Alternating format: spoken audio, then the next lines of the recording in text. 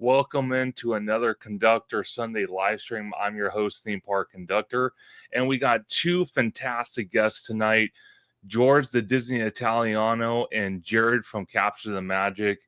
It's so awesome to be back on Conductor Sunday live stream after I kind of took a little of a hiatus. I blame George for that one. Just kidding. No, I took a little bit of a break because sometimes you just got to do that. But it's always great having these gentlemen on the live stream to talk about the parks and everything going on with the parks. But I'm going to start with George. How you doing, George? Doing well. Glad to be back on Conductor Live. You know, it's awesome. It's been a while. I know the last time the three of us were on a live together, the conversation went to shit. No pun intended. It did. But you know, it's always a good time talking with you guys. Oh my God. Here we go. Jared. Oh, here we go. Here we go. I didn't think George is going to come out. I thought we were going to wait later on before we brought that up, but no, it's always great being here. I appreciate it. Oh my God. Talking with you guys and having a good time on a Sunday evening. I've had a nice, not relaxing Sunday as much, but it has been a nice kind of like evenly busy Sunday, and it's been kind of nice. It's been a little rainy here, which has been kind of like relaxing, so not too hot. And I'm happy to talk theme parks and, you know, whatever comes up on this stream, if you will. Yeah. Minus I don't censor you first because I know where you're going to lead to. Listen, if the chat deems it, I mean, it's all to the chat, really. But, if anyone tried to censor me the way my mouth is, you would think like it was like a lost connection. Don't because make me like one word after they'd be like, So it's either I'm getting censored or my internet, which is being iffy tonight. It's either one or the other. So I'll never know which one it is. But, I guess we'll. Well, I found George's kryptonite. I just have to call Josh tomorrow, and that'll end that conversation real quick. Hey, listen, when Josh is the CEO, I have a picture with Josh in the park where we're buddies. And I'll be like, hey, man, I'm a friend. Hey, you know what? I do, too. And guess what? I could remind him I ran all the way down Main Street to get that freaking photo. You did do that. I watched him do it. It's not that he did do it. Because George running out. Oh, he is. Security really got rough with him there. Oh, no. Like one of his like PR people was like, I'm so very sorry, but we can't stop for any more photos. It's like, I just ran all the way down from Main Street by the flagpole. I want a photo. And he was very gracious. He was very nice that he turned around because I think he heard the conversation. Yeah, like that I was having. He saw the chest hair and he was like, I got to stop this guy. Because I feel like Diamaro and they get the Italian heritage there. He's like, I know I got to talk to George. Of course. I also think he recognized me too, because when he said, are you going to be there on Saturday? And he was referring to the parks panel. And I said, oh yeah, I'll be there. He said, that's good. It's going to be a banger or something like that. He didn't use banger. I use banger for my words. I mean, I use bang for a lot of things, but he dapped you up and you were like, oh man, John. Yeah. Brought out the gold. I feel like Diamaro should wear like a gold chain though. Like he should just really like lean into it. He should. I wouldn't disagree with that. I would not disagree with that. Comes out for the next D23 with like rings and a gold chain. You're like, oh man. And then he has the open shirt, but he has a tattoo going across his neck. Jeez Louises. Yeah. Just go gangster style. Why won't you? Listen, you got to they're trying to reach the kids. You got to get some video games involved. Just a little tattoo, where little extra stuff on there. Get a plated grill. Just. Jeez. Why don't you just say he should be in a music video with Mickey and Minnie just dancing on a studio floor somewhere? With AI, he might be. Yeah, probably. I wouldn't doubt that. I would not doubt that for a minute.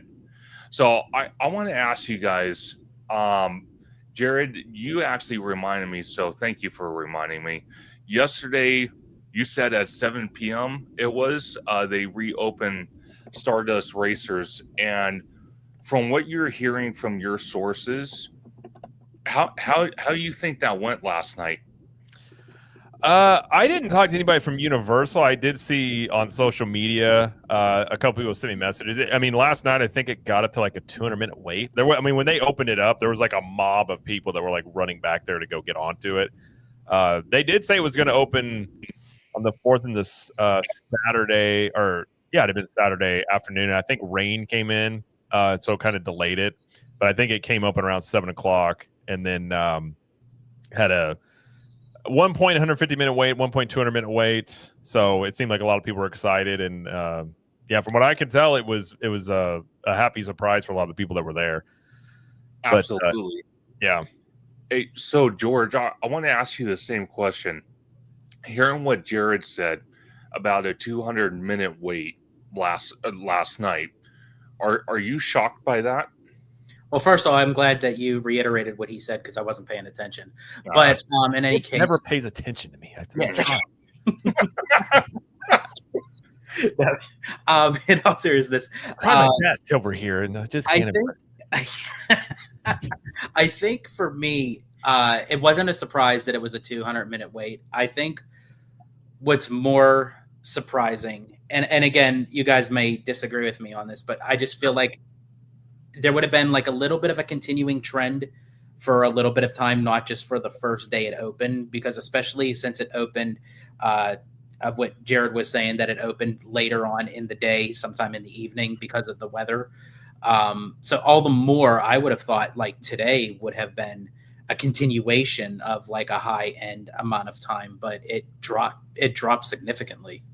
Yeah, it definitely dropped today compared to last night. Obviously there was some weather issues that wound up happening yesterday. That's why they couldn't open it until 7:00. But and also, I will say about Epic, Sundays a lot of times are much slower. And I was looking here on Theme Park IQ, the overall wait times today, on average, were 24 minutes for the entire park, and versus a few days ago it was like 73 minutes, 85 minutes. So today was one of the lower general wait times we've seen since like early May. Like if you look, it's actually around when the park opened. This was one of the lower wait times since then. I think it's so funny of how each theme park kind of has its own scheduled time of like how people perceive of what's a busy day and what's not. Yeah. Like the last few times, like going to Disneyland on a Saturday, it was not as crowded, but then you go the day after on a Sunday and it's packed. No. Well, and it's even weird too. We were the one time it was just a very weird thing. It's like Disney World's 50th, and it was so packed you couldn't leave because you couldn't get back in. They weren't letting people park hop over, so the park was packed, but the rides were walk-ons. Like everyone was there for everything but rides. Like I took our daughter on, and we rode like the Goofy coaster like 5 times straight. And it was just very strange in the fact the park was absolutely packed, but the rides were all just simply like 20 minutes or less. Even like that's what it was. That's what it was for Disneyland 70th. Actually, I think a run for both days, like when they first started the celebration, which was May 16th, and then on the actual day of July 17th, like the park itself was crowded. There was tons of people everywhere, but you can go on. It was like a 15-minute wait for Space Mountain. Yeah, it's a very weird thing when that happens. Which is insane. But, it's funny because I can almost relate to Oogie Boogie Bash at DCA, and George, you could probably relate to that as well. Even Star Wars nights at Disneyland. Most people do not hit the attractions. They're hitting the special event areas, the meet and greets. So when you hear George say, Space Mountain's 15 minutes, well, people aren't buying the special event ticket price to sit there and go ride Space Mountain. They want to go meet Luke Skywalker or, do some type of Halloween area instead of worrying about an attraction they can hit any other time. So it makes sense. I think that's what it was for Disneyland 70th, because even we were doing it. I think the only time we did a ride, I think, was It's a Small World. And all the other times it was us just walking around the park doing the key to the kingdom kind of thing to unlock our key to have the specialty pin and everything, and in line at the Emporium trying to get the merch and everything. I tell you what, the Emporium, oh my God, it looked worse than a track meet. Oh, it was horrible. It was so bad. Oh my God. It was, I kid you not, it was worse than Black Friday in the early 2000s out of Walmart. Oh. And I mean, I will say the 50th, there were people that got in a fist fight at one of the stores. Like they had a bunch of shopping and some people I remember that. Yeah. I was like, my wife, I didn't do the shopping. My wife did. I was like, I'm good. And she was like, some people got into, I forget what it was even over, and they started pushing and someone punched somebody. I'm like, that's a good way to spend your park day. Oh, sure. When you're being escorted out by Mickey Mouse himself saying, get the hell out of here. Yeah. Yeah. That's why I've never done Black Friday. Cause like my luck, I would be the one, like, I'm not going to go looking for anything, but someone would just, start something with me and I'd be the guy on TV, like getting arrested or something. I was like, I'm just going to stay home. Like, I don't care that much about a cheap TV or something. I think George would entertain that idea. I think he would actually go just for the fight. Oh, dude, I would be instigating it. Like, I would be like poking at somebody and then having them turn around and was like, it was him. Did you see that guy? You see what he did to you? Oh my gosh. Yeah. Hey. Oh my gosh, you should have heard what he called you. Run over there and get him real quick. Yeah. Exactly. Hey, why is George down the aisle getting all the bidets? What the hell is wrong with that problem? Now that's some good Black Friday shopping right there. Yeah, right there. Costco Black Friday shopping. Kirkland brand. Kirkland Select, if we're being real. Okay, Kirkland Select. I'm sorry. Or Kirkland Signature. Ooh. That's even better. Yep, exactly. Oh my gosh. Don't get me started. Don't do it. Don't do it. I want to ask Jared first about the picture I have on the screen, the signage. Can you update everybody in the chat, everyone watching, what they've changed on the warning signage for this attraction, other attractions, and what the difference is? So they updated their safety guidelines. They created a separate category for basically like rides like Stardust, Haggard's Motorbike Adventure. I think Monsters Unchained is on there, and Velocicoaster. And I believe there's one other attraction that's on there. But basically, they changed it to where before you had to be able to just transfer yourself if you were in a wheelchair to the ride vehicle.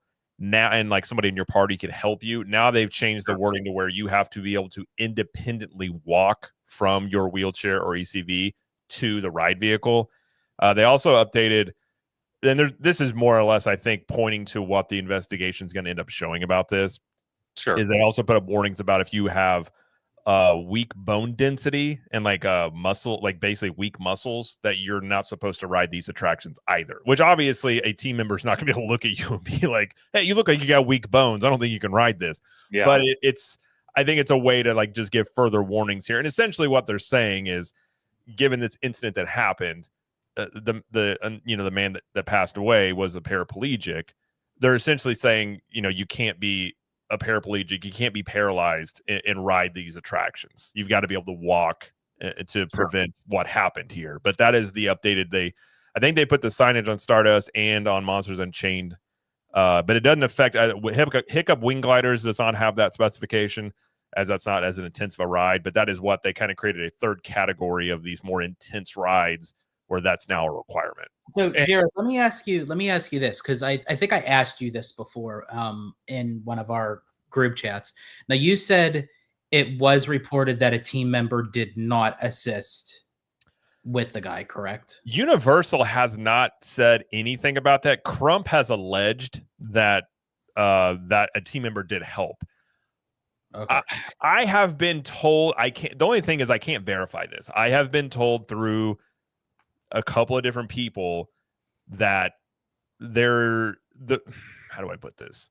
I'll put it this way. A team member that was on the clock that was working the attraction definitely did not help him onto it. I'll put it that way.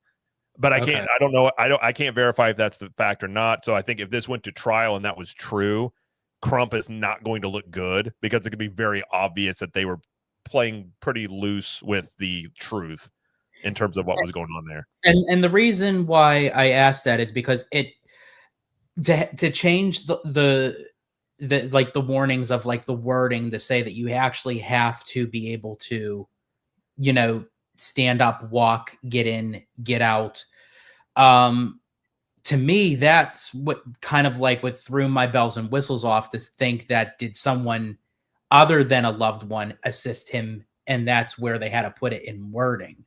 Because even if someone who is, say, more healthy than the guy that passed, say they didn't have like a spinal injury, they're just like, say, from like the knee down or like from the thigh down, they're, you know, they're immobile, but their upper body strength is stronger, you know, other than their body. Like, so does that disqualify them because they can't walk?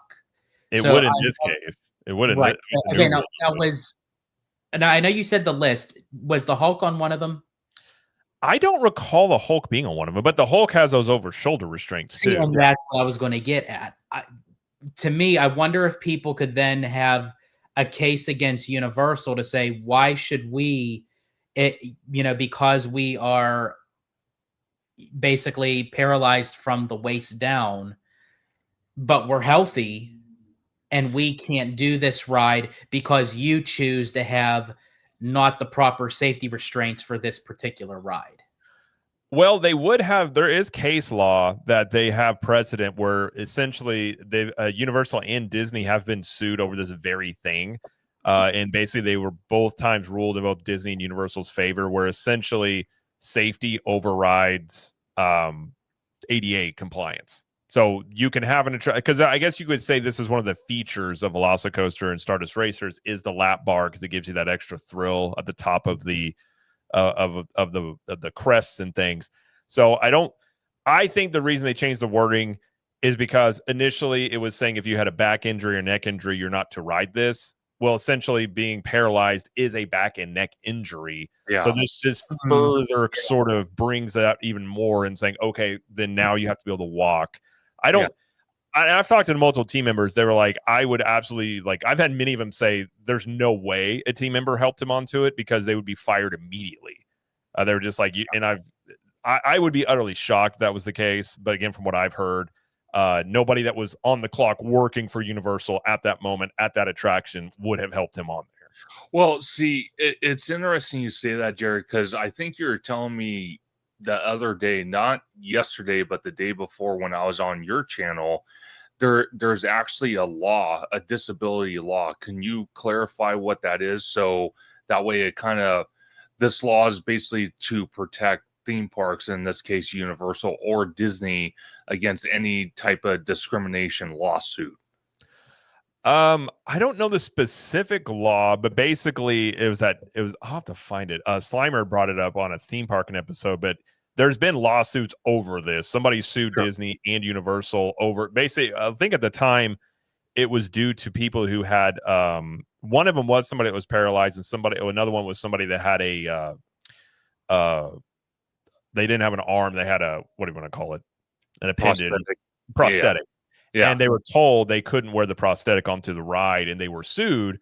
And basically, the courts ruled in both separate instances that essentially the safety of the rider, if it's deemed that it's too dangerous, then that takes precedence over ADA. So you do have to make your rides ADA compliant, but on these coasters like this, where I think what's going to end up showing here is, I'm guessing from that language of the muscle and the bone density, which I found very interesting, I'm going to bet that the investigation is going to end up showing that Universal's ride didn't malfunction, and you got to look at what are the other factors then. Well, you look at the state in which, the victim was in, and one of the things is when you are paralyzed, this is just from, and again, deepest condolences to the man and his family. It's a very sad situation, but when you're paralyzed, your bone density is lower, you have muscle atrophy, and I think basically in those situations, my wife was saying they tell you to keep your head back on this ride.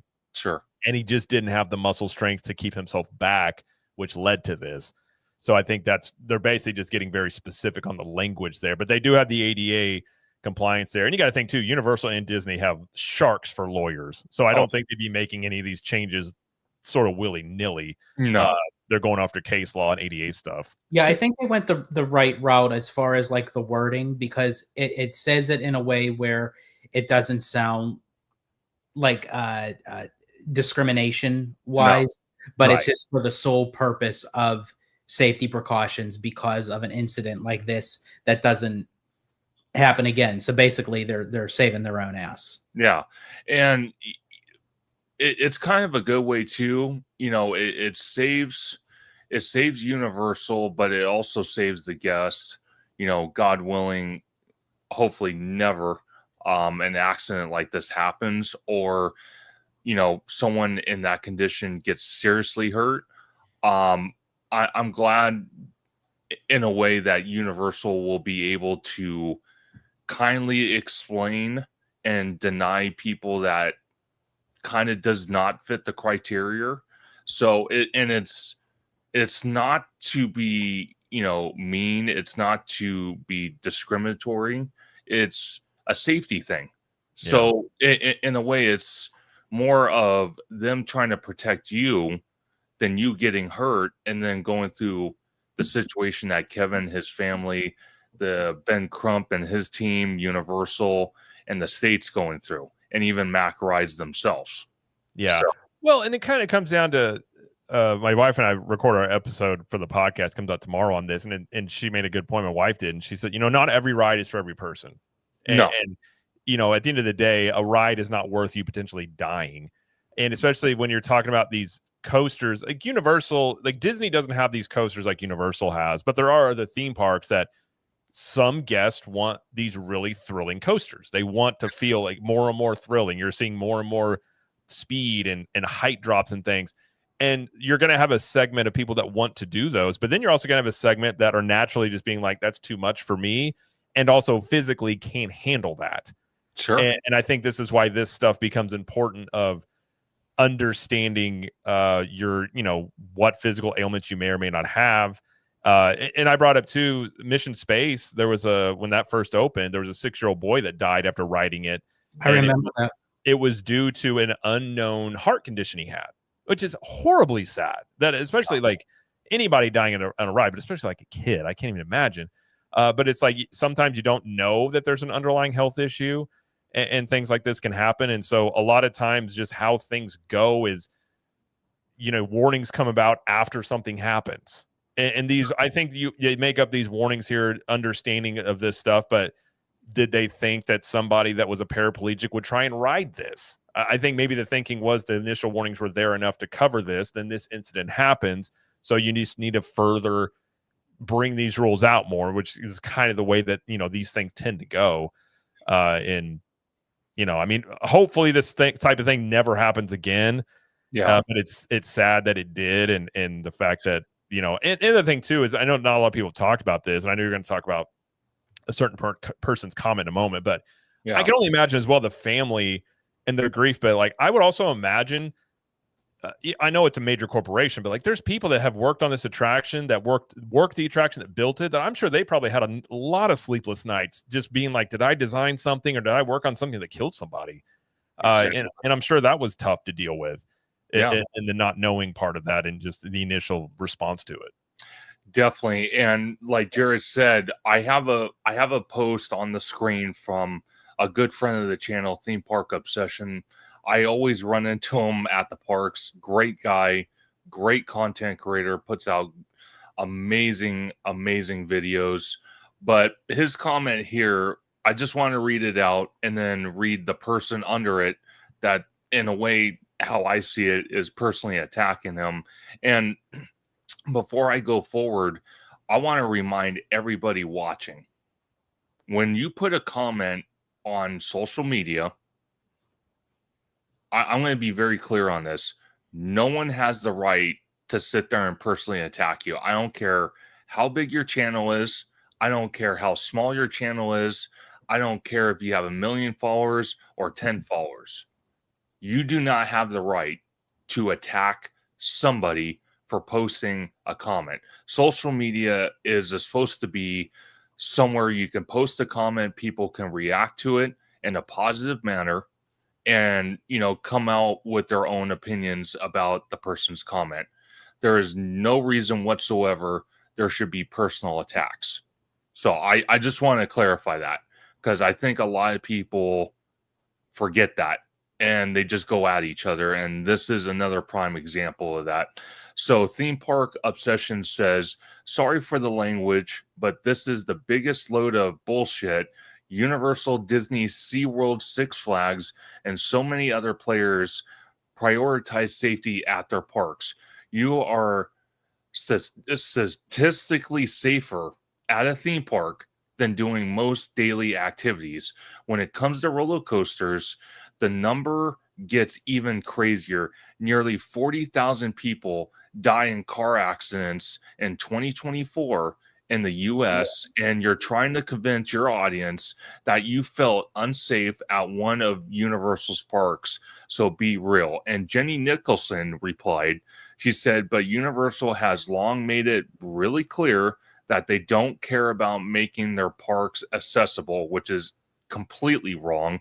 And based on my recent visit, they didn't seem very concerned with my safety in general. So I'm really not surprised. So I want to address that comment from Jenny real quick.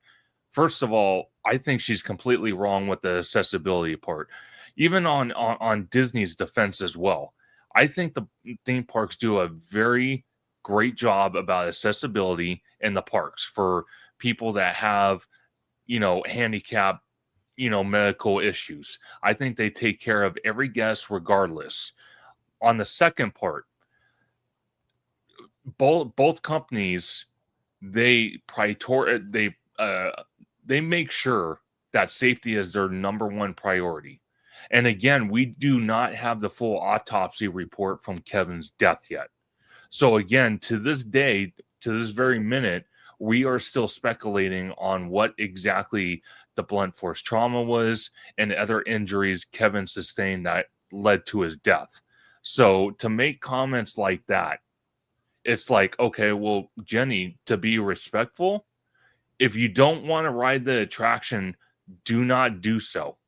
If you feel unsafe, that's fine. I respect your feelings about it. But if other people want to ride, don't sit there and go on social media and start demonizing people that may want to ride it, that are kind of iffy about riding it. Am I wrong for saying something like that? No, I mean,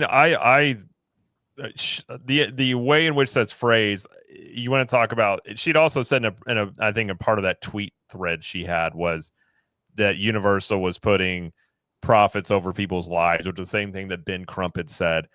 Yeah. The idea that Universal would open this ride back up unchanged, with that amount of risk, if there was any possibility that report was going to come back and say that something happened on that ride, that is insane. If the thinking there is they're thinking profits over that.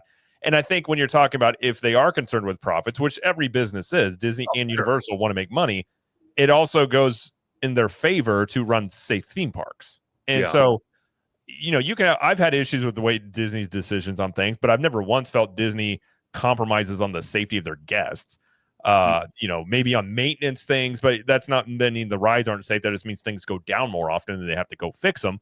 But it's quite the accusation to throw out there, especially being so there's no specific thing to it. Like, you're just saying you felt unsafe. Well, meaning what? Like, well, how did you feel unsafe? Just because, there's nothing. It's just very, it just seems like kind of knee-jerk reaction off of going on this. And she later even said, too, she hasn't ridden Stardust Racers. So it's not like she went on this ride or tried to ride it and felt unsafe either. So it's just sort of like, what is she exactly alluding to that made her feel unsafe is a question I guess I would have. Yeah, George. Okay, so my take on it is I feel like with social media, I'll speak on this first. With social media, you can have two ends of a spectrum where, everyone can have their own opinion. And I think depending on how things are preceded in social media, it's very hard to, you can do your best to kind of decipher what each person is saying, but sometimes it can get very difficult just by reading your own interpretation of words rather than hear it verbally.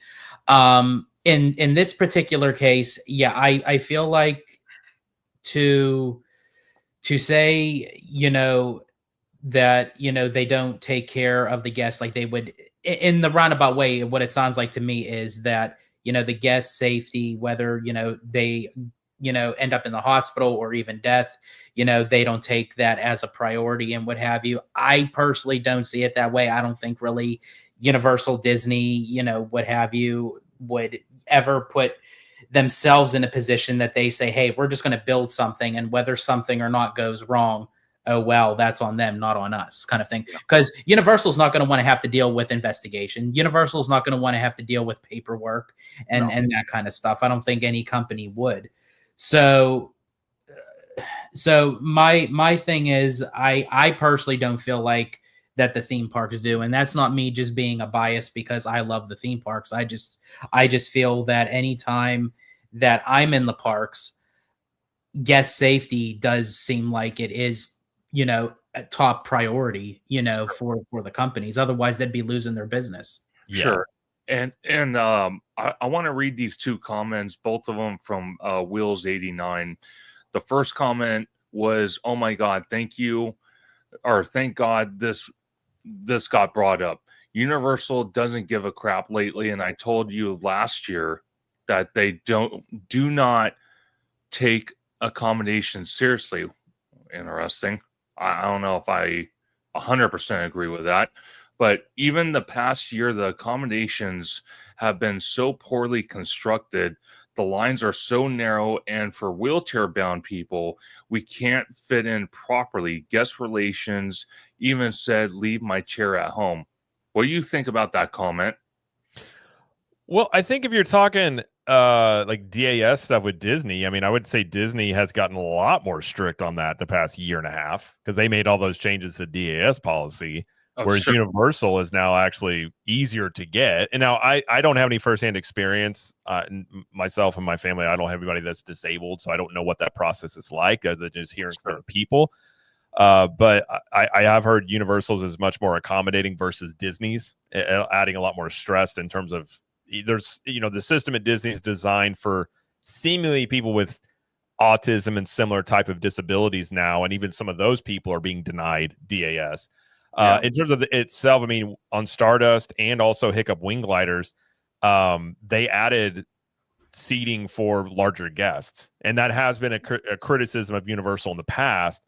But they do, and especially like if you're talking about Monsters Unchained, they have seats in the middle that are bigger than, say, they were for Forbidden Journey. So if the criticism is accessibility for like larger guests, I think Universal has made improvements there just off of some of the newer attractions and the newer things they're doing. I can't speak to like the width of lanes for wheelchairs and things of that nature, but they do say that if people need help, you're supposed to go get a team member. But again, I can't speak to it directly, so I'm not really sure there. And I can't either, but George, go ahead. Sorry. Yeah, no, I was just going to say, now on the other end of the spectrum, now I don't know if anything had changed since then, but speaking of Disney's, like for instance, with Mickey and Minnie's Runaway Railway. Now, again, cast members are not allowed to, touch guests to get them in and get them out. Completely understandable. But for a ride like that, there was actually a video that I think was like a couple years ago that went viral where a person was handicapped. They were in a wheelchair and they had to get themselves in and out of their chair to get into the ride vehicle, which is the train. Yeah. But the actual seating and getting yourself into the train isn't that much different than if a person was completely healthy getting in. All it does is they take you to where the train is completely stopped separately, privately, and then they can get into the train. Where I don't understand where with Runaway Railway that they could not have accommodated a handicap accessible vehicle like how they do with like It's a Small World, where you could actually push the wheelchair on and connect it, because or something of that nature. But then again, too, Runaway Railway is a little bit more jerky when it comes to things like that with It's a Small World. So you never really know what the red and yellow tape is, depending on what the ride is. Well, see, it's interesting you say the red and yellow tape with someone, like you said, with Small World, just taking their wheelchair or their electric scooter onto the ride vehicle itself. The only thing I can say about that, George, the way I kind of see it is if let's say they strap down their wheelchair or their electric scooter to the ride vehicle, there's a spot, they wheel them in and they're belted down. The Disney or Universal and any other aspects, they can't guarantee that the person in that wheelchair or that electric scooter is not going to fall out of their own, their own wheelchair. So you're right on that with the red and yellow tape. There is no way to kind of know for sure. But it's interesting because Brian made a good point, and we've talked about this on Orange Go 55, and we've talked about it on your channel, George, as well.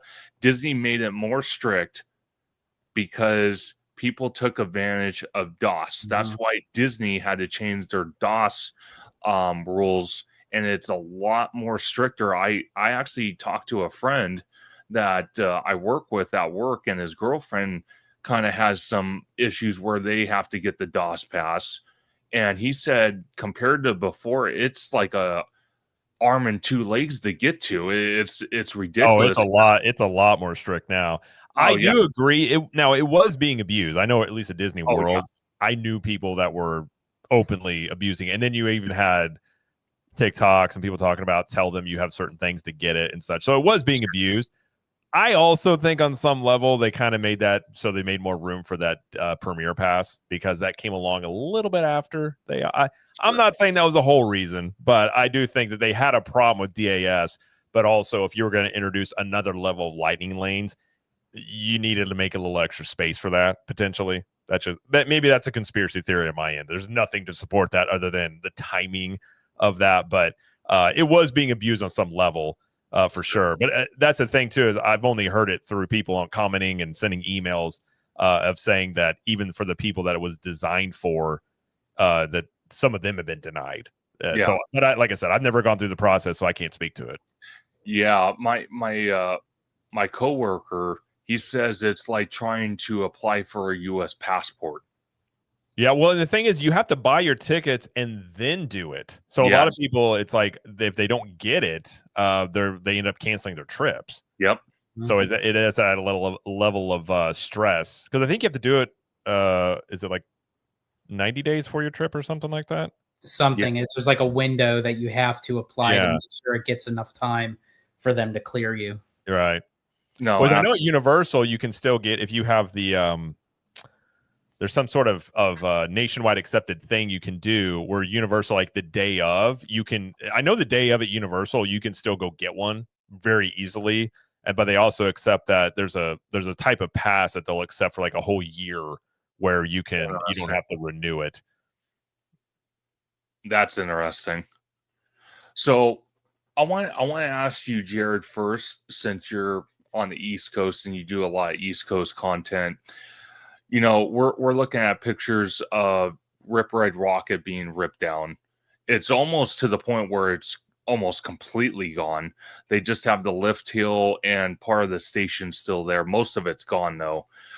I want to ask you, because we've talked about this, and I know everyone's favorite attraction out there is Supercharged, which everyone hates. But you mentioned that they were thinking, Universal was thinking about building possibly an East Coast version of Hollywood Drift. And I have to ask you again, why would they do that when there's already going to be the West Coast version, which makes sense because the franchise takes, it takes part in Los Angeles, and that's where Universal Hollywood is. Why would it make sense on the East Coast if they decide to build almost a carbon copy, not exact copy? Yeah. By the way, all I can see is Optimus pointing, and I love it. Oh, I know. That's a cool picture, though. Optimus Prime. Now I want to talk about Optimus. No, I agree. I've said the whole time, Fast and Furious is a West Coast story in the movies. All I know, I don't know the reasoning, so I can speculate on that. I have just been basically told it is going to be Fast and Furious coaster going in here. Sure. It's going in the New York area, which again, that doesn't really fit Fast and Furious, but I suppose you could create a storyline around it. I know people like on my channel, especially people are like, I don't want Fast and Furious, which I get. But I think if you accept the fact that Universal is going to feature Fast and Furious in their theme parks because it is an IP that they own, it does well at the movie theaters in terms of most of it is international, but it still is a draw for people. I think if I were to speculate, knowing Supercharged is not a loved attraction, we'll put it that way. Universal is very well aware of that. If you're going to put in a new coaster, and let's be honest, if it's a great coaster, the IP doesn't really make a huge amount of difference. Like you could put, it's kind of like Tron. I mean, I don't think people like Tron over in Magic Kingdom because they're in love with the Tron franchise. It's because they like the ride itself. They could have named it kind of whatever, and it's still probably. And especially because of what the theme of Fast and Furious Hollywood Drift is going to be. It really, honestly, of what we were told by Universal people at LA Comic-Con, it really has nothing to do with the movies. Right. And it's actually to pay tribute to the stunt people in the industry. Which could give you an indication that's what they do with it on the East Coast as well, to kind of have a uniform story. So if I were to guess, they're going to feature Fast and Furious. It might as well be on a high-speed roller coaster. The IP won't matter as much, and then that frees you up from Supercharged, where you could do something else with that building, and you still have Fast and Furious in the parks, but it's not like you have to watch Vin Diesel grab a helicopter and think like that makes sense.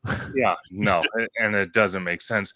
Well, it's funny because Remy Diaz, good point. Fast and Furious Miami Drift, although it wouldn't make sense in the New York area, but yeah, I mean, that's a cool title for a movie, though.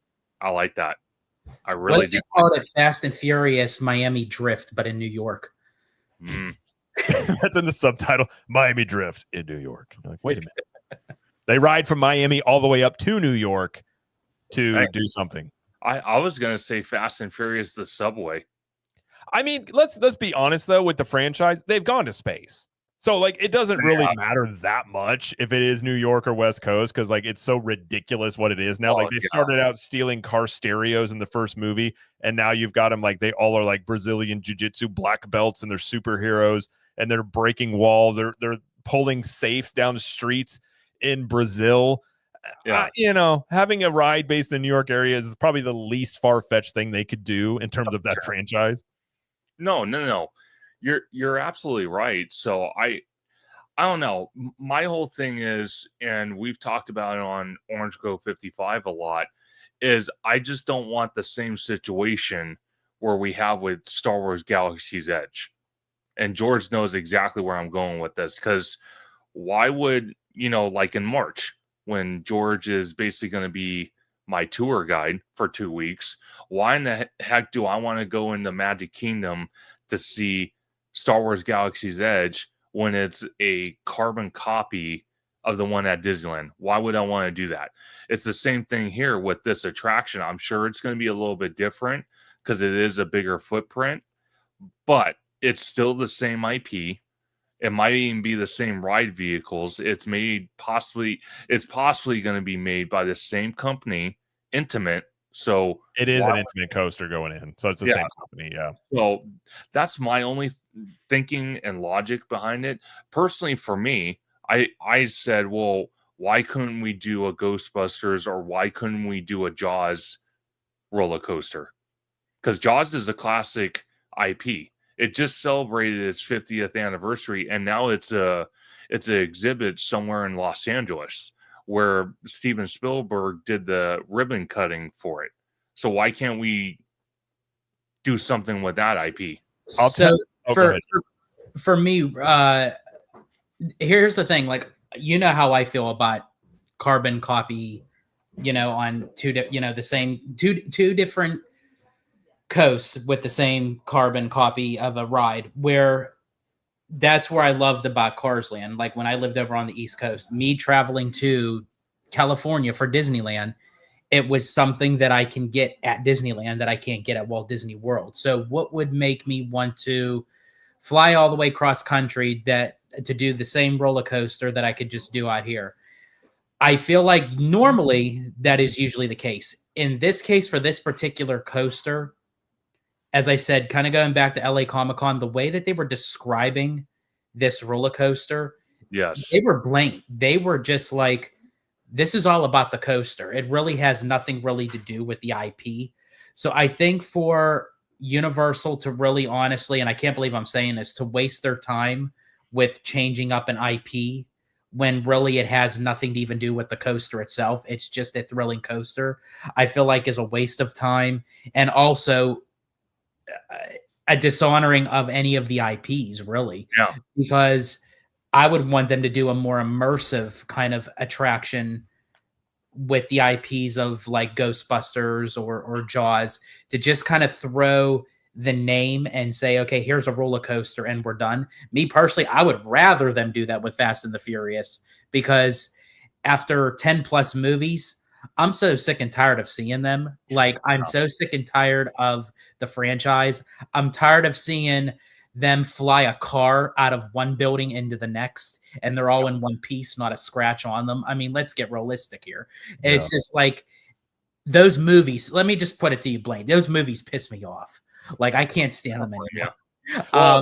Well, I wonder if some level it is they've been told of we want Fast and Furious featured because it's a franchise that makes money, and this is the park's way of being like, fine, we'll put Fast and Furious on here, but we're not going to make this like a Dom Toretto fest. That was the vibe I was getting. Like, when they were, you would think with it being Universal, they would be like hyping the people up for this coaster. Right. I mean, I went live on it, and I have the proof is in the pudding. They really weren't. They were hyping it to an extent, but they're like, okay, just to let you guys know, there's no really big immersive storyline that's based off of the story of Fast and Furious. This is really to just pay tribute to the stunt people of the industry in Hollywood that was a part of Fast and Furious. And that was the demeanor they were giving. They were not giving that this is going to be an immersive Fast and Furious franchise kind of ride. Yeah. And that kind of bugs me, because I watched George's live stream when he was filming all that, and I was very disappointed on what I heard, especially like George just said with the storyline and everything. Everything Universal has done in the past, they've hyped up. This is literally the only attraction that I know of to date that they really haven't hyped it up when they had an opportunity to do so. So now it begs the question, because what was that conference like a week and a half ago, George? 2 weeks tops. And now we're seeing online that people are posting that for the final Fast and Furious movie, they don't have a set cast, they don't have a set script. They don't even know if they're gonna come out with the movie, blah blah blah blah. And I'm not saying if any of that's true, but you know, it's kind of interesting those comments come out 2 weeks after this conference, that again Universal had the perfect opportunity to hype up this attraction out here in Hollywood, and maybe, and I just say maybe, you know, give some type of a little hint that they could have said, oh well, with Hollywood Drift, Hollywood is not the only location the Fast team is looking at setting up shop. They could have said something like that, possibly hinting to, you know, Rip Ride Rocket's replacement.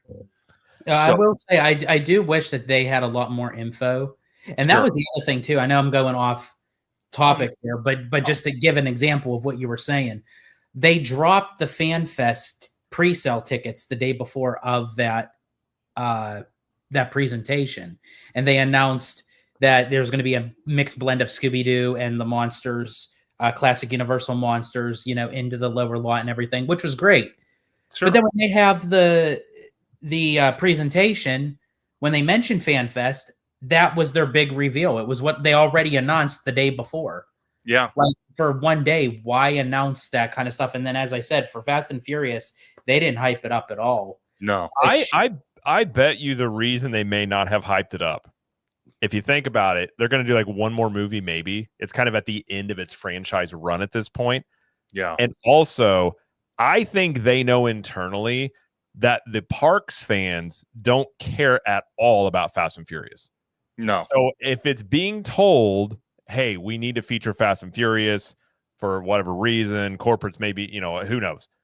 It will make sense to downplay that a bit. And also, you can undersell, over deliver, make the coaster the main part of this, and underplaying Fast and Furious, knowing that it's not that popular in the parks and the movies are coming to an end. So in 10 years, people they're going to care even less about this, but this can always be more of a tribute to stunt people. But if the ride, let's be honest, if the ride's good in Hollywood, it's good in the East Coast, it's not going to really matter what the IP is very much. They're still going to be like, yeah, let's go check out the coaster because it's awesome. I think that could be the reason they're kind of doing that. That's me speculating a bit, but I do know Universal does say, like, Fast and Furious isn't like nobody's knocking down their doors being like, I need more Dom Toretto. Yeah. I will say, though, because I think with the last movie, it's going to be, I think it's a two-parter. It's supposed to be a part 1 and a part 2, and I can't wait not to see it. So, I think we should all see it and have our reactions, and then wear our gold chains with our tank tops. I think we should. Yeah, that's true. That's true. But and honestly, too, to your point, Jared, of what you were saying, and then down the road, they appeased, the executives, the higher up people in Universal, and then down the road, it's just a coaster. They can really retheme it to anything, with a new hot franchise that eventually comes out in 10 to 15 years. Yeah. No, and you're not wrong about that, George, because at least on the West Coast, the East Coast, they can kind of buffer between that. But on the West Coast here, since our park, every square inch of our park matters, I kind of agree with what Jared's saying. 10, 15 years down the road, if no one cares about the IP, it's more that the attraction is there. So it gives guests another thing to do in the park, regardless of the IP of it. So I could see the IP changing for ours eventually, but the fact that the infrastructure is already there for the ride, that's literally, that's the most thing that counts. Universal Orlando kind of has that buffer because obviously they're a hell of a lot bigger, so they can kind of buffer a little bit on, kind of dragging their feet on changing the IP compared to us. If Fast and Furious Hollywood Drift's not getting people on it, then obviously Universal will say, oh, okay, well, maybe it's nothing wrong with the actual attraction. Maybe just the IP's not attracting people anymore. We got to think, too, they could look at this as well. Like you're lightly theming a new coaster after this IP.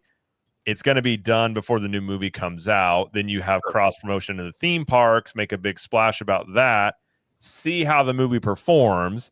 If it does really well, then it maybe has some longevity and sticking around. If it doesn't do as well, the theming of it stays for 5 to 10 years, and then it becomes something different, but the coaster stays the same. Like, I could see like a little bit of that synergy word that people like to throw around being a little bit at play here, because I think that's also could explain why we got supercharged. Because I'm like George, and we talked this before, I want to know how that ride was approved. Like, I want to see every moment where they're like in a meeting and they're like, what do you guys think? They're like, good. And then they like take that final ride on and they're like, I think it's great. Let's just release it right now. And you're like, what the hell? How did this happen? Like, I feel like it was just corporate people being like, we got to have Fast and Furious. And they're like, okay, fine, here you go. And this could be the same thing. Because you're right. It just doesn't go by just one meeting.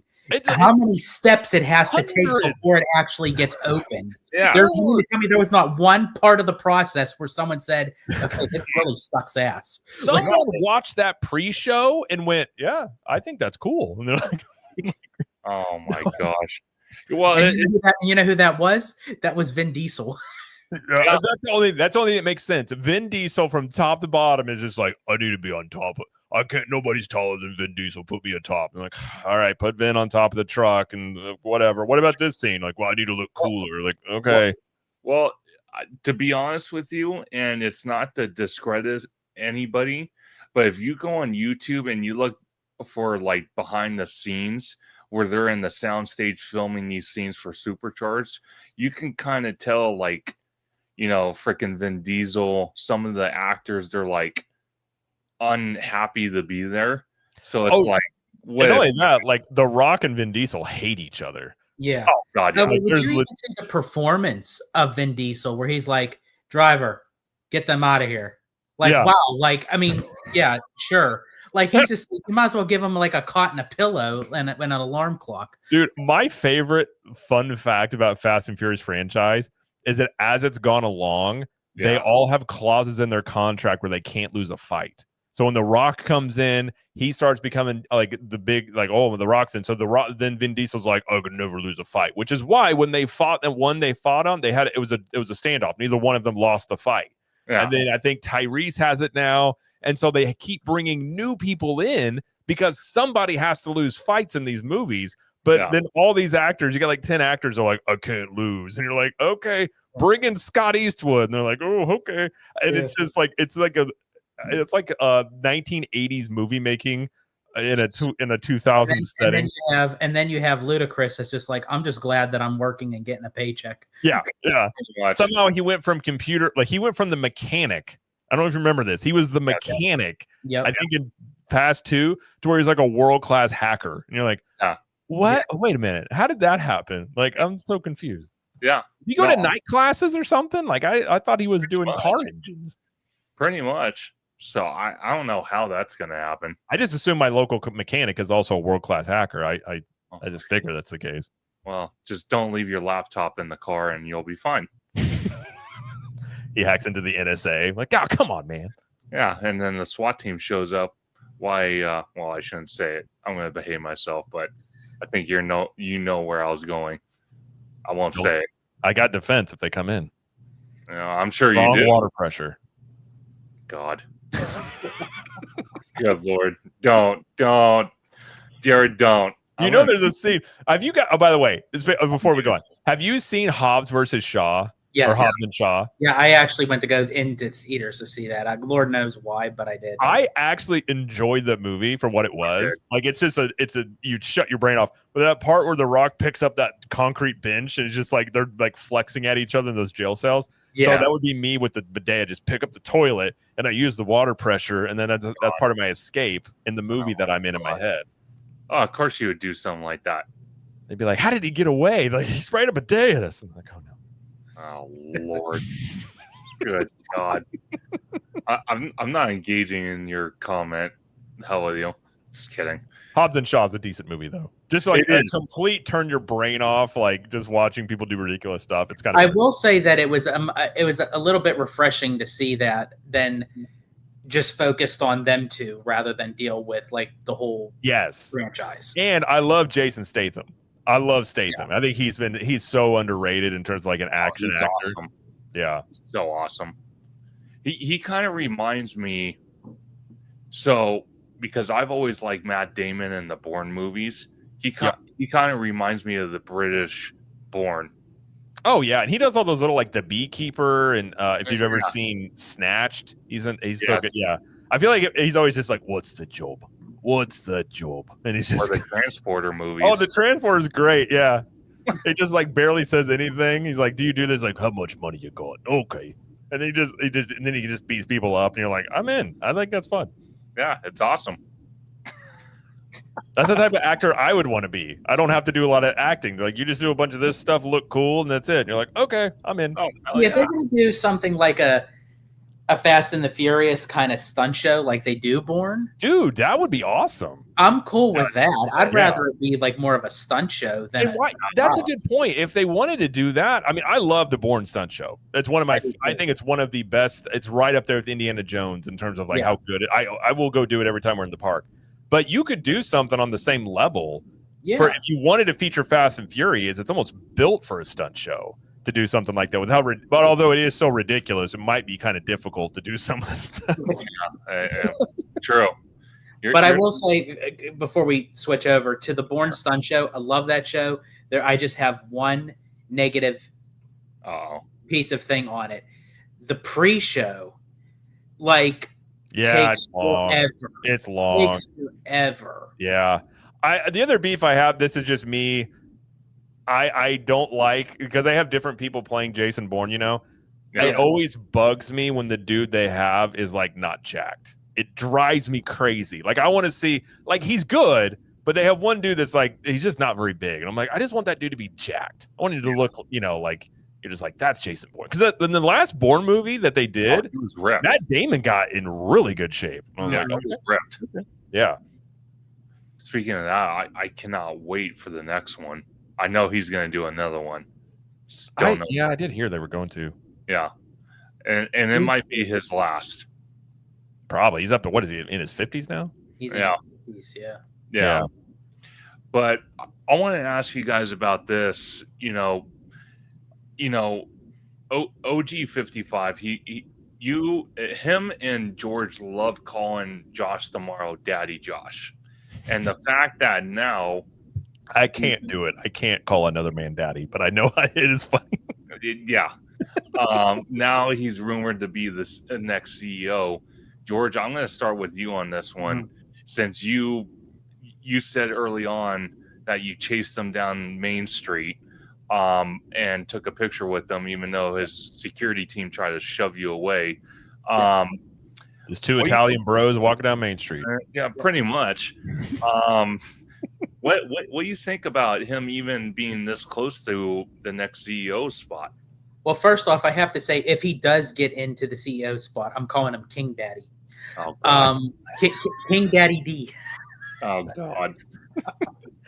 That's his username. Yeah. Good Lord. So, I mean, it doesn't surprise me at this point. I felt like in the very beginning of the race, Dana Walden I felt like she kind of had it in the bag. I felt like the answer was there before they even made the announcement. But as time progressed, you kind of saw less and less of Dana and more of Josh. And I feel like that's why Josh gave us such a banger show for the Parks panel last year at D23, because he really wants to impress the board. He wants to impress Iger. He wants to impress the fans.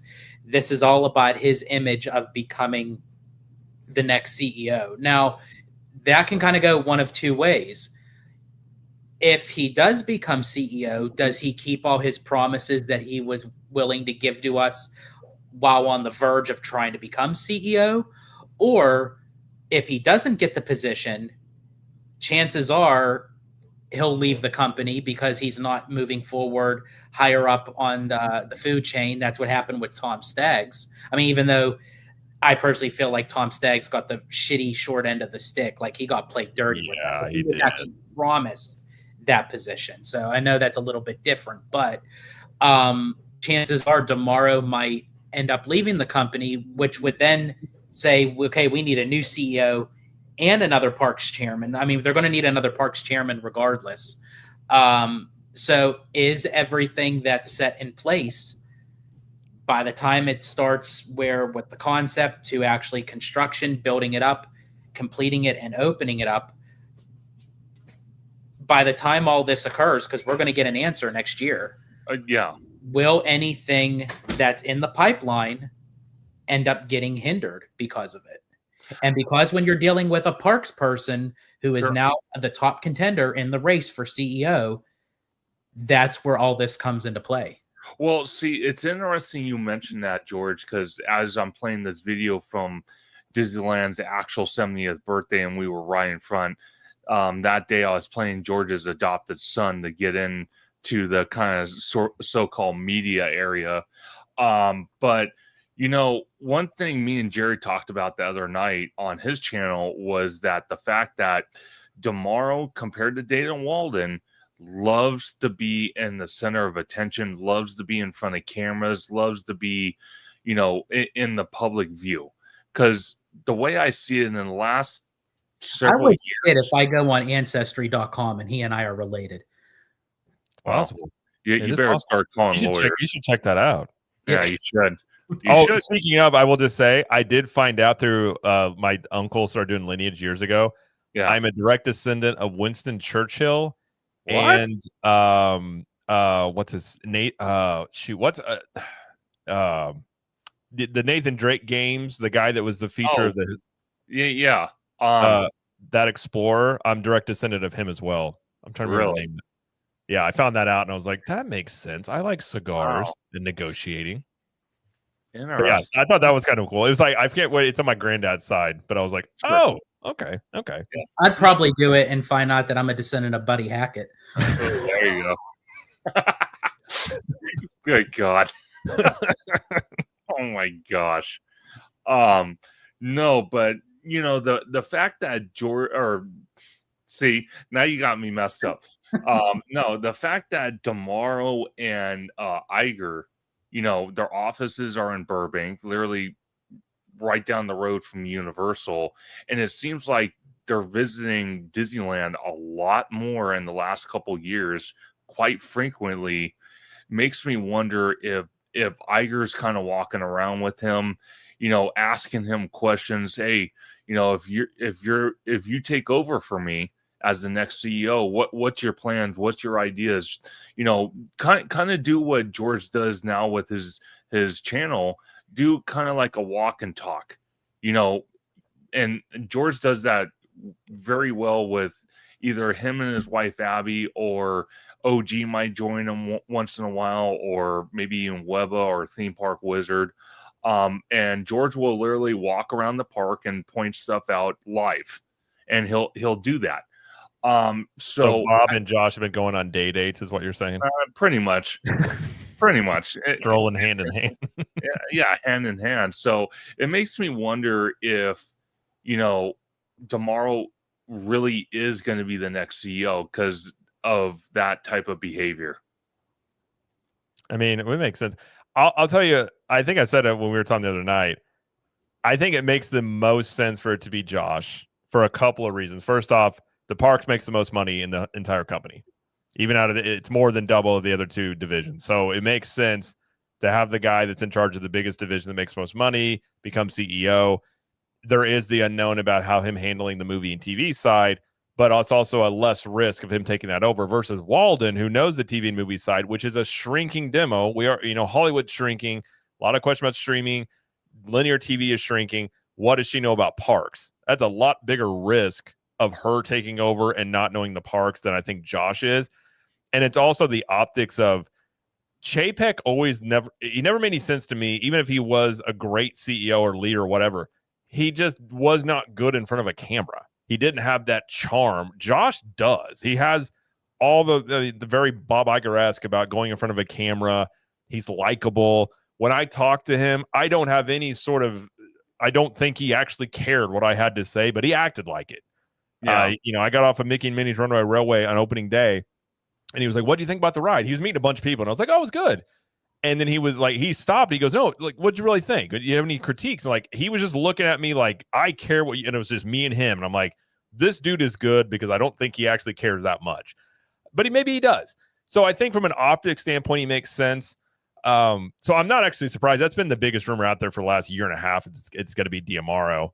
I've also said, I think it makes more sense personally that somebody from the outside coming in, but that may not be a situation where you may not have other CEOs that really want to step into Disney right now either.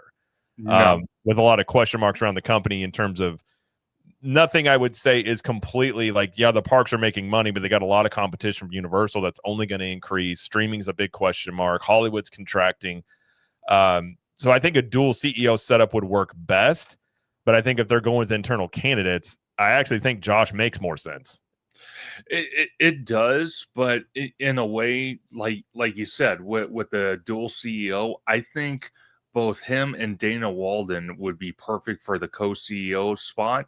That way, Dana Walden can handle the media side, and Josh can focus on the park side.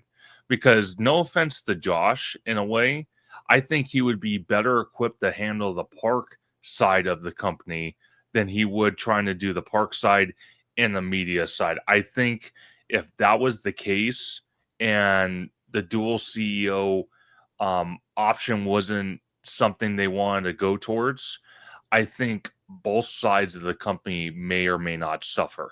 And I'm not trying to I'm not trying to shut Josh down before he even starts, but just from what I've seen of his actions in the park, like George said, it's something that, if he does get power of the company, are we going to see stuff that was promised all of a sudden canceled or changed or modified or less of what they promised?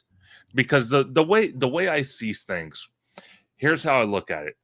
Prices are going up with merch, with food, with ticket sales, with magic keys, with experiences, less entertainment in the parks. The only good thing I could say at the moment is the fact that we are starting to see part of Disneyland Forward happen with Avengers Campus expanding, with Pandora getting ready, hopefully in the next couple years, start to get built. The Coco Dark ride, just all the updates in downtown Disney, the fact that they want to build a 7-story or 8-story parking structure for future expansion. They're looking at Toy Story parking lot for possible theme park expansion. They're looking at the Simba parking lot for expansion. So the company is doing right. It's the fact that once Iger leaves, and I'm not saying Iger was the golden child of CEOs. He's had his mistakes. I'm not going to deny that. I don't think Iger's been a great CEO personally. So yeah, you won't get any complaints from me. No, but what I'm trying to get at is this man right here on screen. If he's the next CEO without a dual CEO option, will he be able to handle the park side and the media side?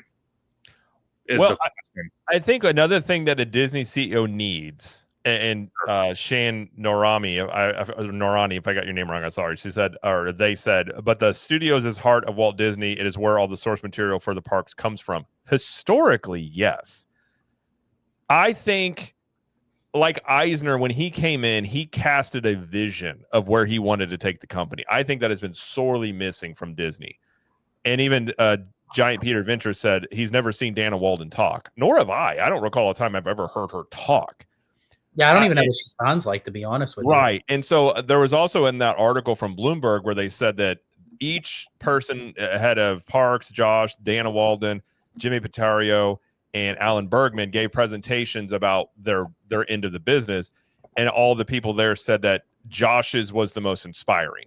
Yeah, I think Josh has the potential to be on camera, to sway people to buy into a vision, and I think if he does have a vision, then he's able to really portray that. I think that is important for a CEO to do. I think this is what Chapek was missing as CEO.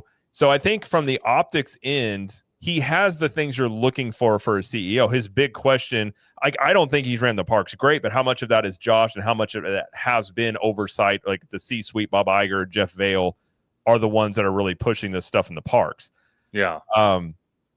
I think that there are some questions regardless. I just think there's less risk with Josh from an optics and running and keeping a stable portion of your most successful end of things. But I think a dual CEO setup requires a lot of trust. And I'm guessing when those two are competing, corporate world is a dog eat dog world. And I don't know if I would trust somebody to be a co-CEO if we were gunning for the same spot and you think that they're going to undercut you. So that's why I think a dark horse candidate though is Tom Staggs and Kevin Mayer, who run Candle Media. They are always out there. I think that's a dark horse that you could see them buy Candle Media and bring those two in as the dual CEO setup. I don't know what the chances are. They have been talking with Iger in a consulting way for a year at least. But yeah, I think if they're going internal, to me, from the outside looking in without more information, I could see why Josh would get the nod. Yeah. And I want to pull up this video George sent me. I don't know where exactly this point was, George. So I'm going to try to do my best. I think it's closer to the end of the video. Okay. But it's only like 53 seconds. Okay. So the video I'm going to play for everybody is George. And George, you want to explain what you're doing before I play it? Yeah, so basically of the video that Conductor was just showcasing to everyone, this was the same spot because we were all there together for the opening ceremony during Disneyland's 70th, actually on July 17th. And Damaro was standing over by Iger before they got called up to the podium and everything. So I thought, you know, I'd record some B-roll and everything. And I thought, well, I'll just record them and see you know, to see like, you know, if I could get like any kind of reaction. Well, Josh then turns towards our direction. And I thought, I wonder if he'd recognize me. So I started like pointing, like I pointed to him and I was like waving and stuff. And I guess there was like a woman or someone that was like kind of in front of him. So he kind of like ducked around her and then he waved back to the camera. So I was trying to find it, but I actually ended up finding it. So I thought I'd send it to Conductor and share it out. So I'm gonna play it for everyone with sound and everything. So here we go. Can you make it bigger? I don't think. Well, let me try it, but it's gonna block my screen. But that's you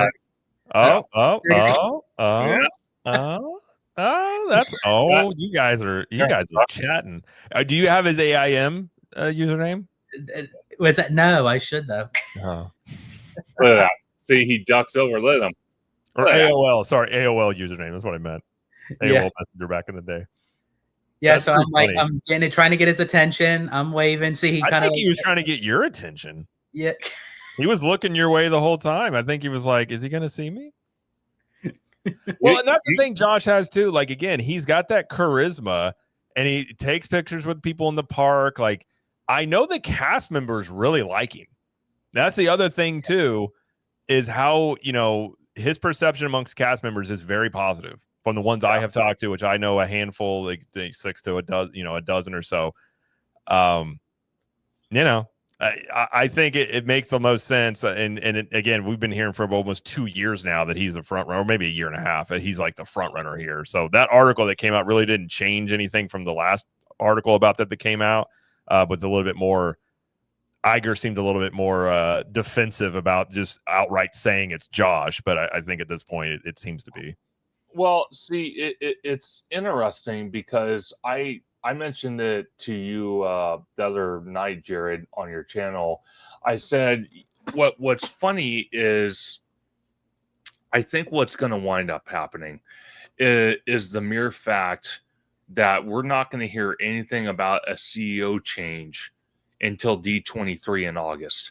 I think when the parks panel happens that night at the Honda Center, I honestly do believe what's going to happen is that Josh Tomorrow is going to be on stage, or vice versa.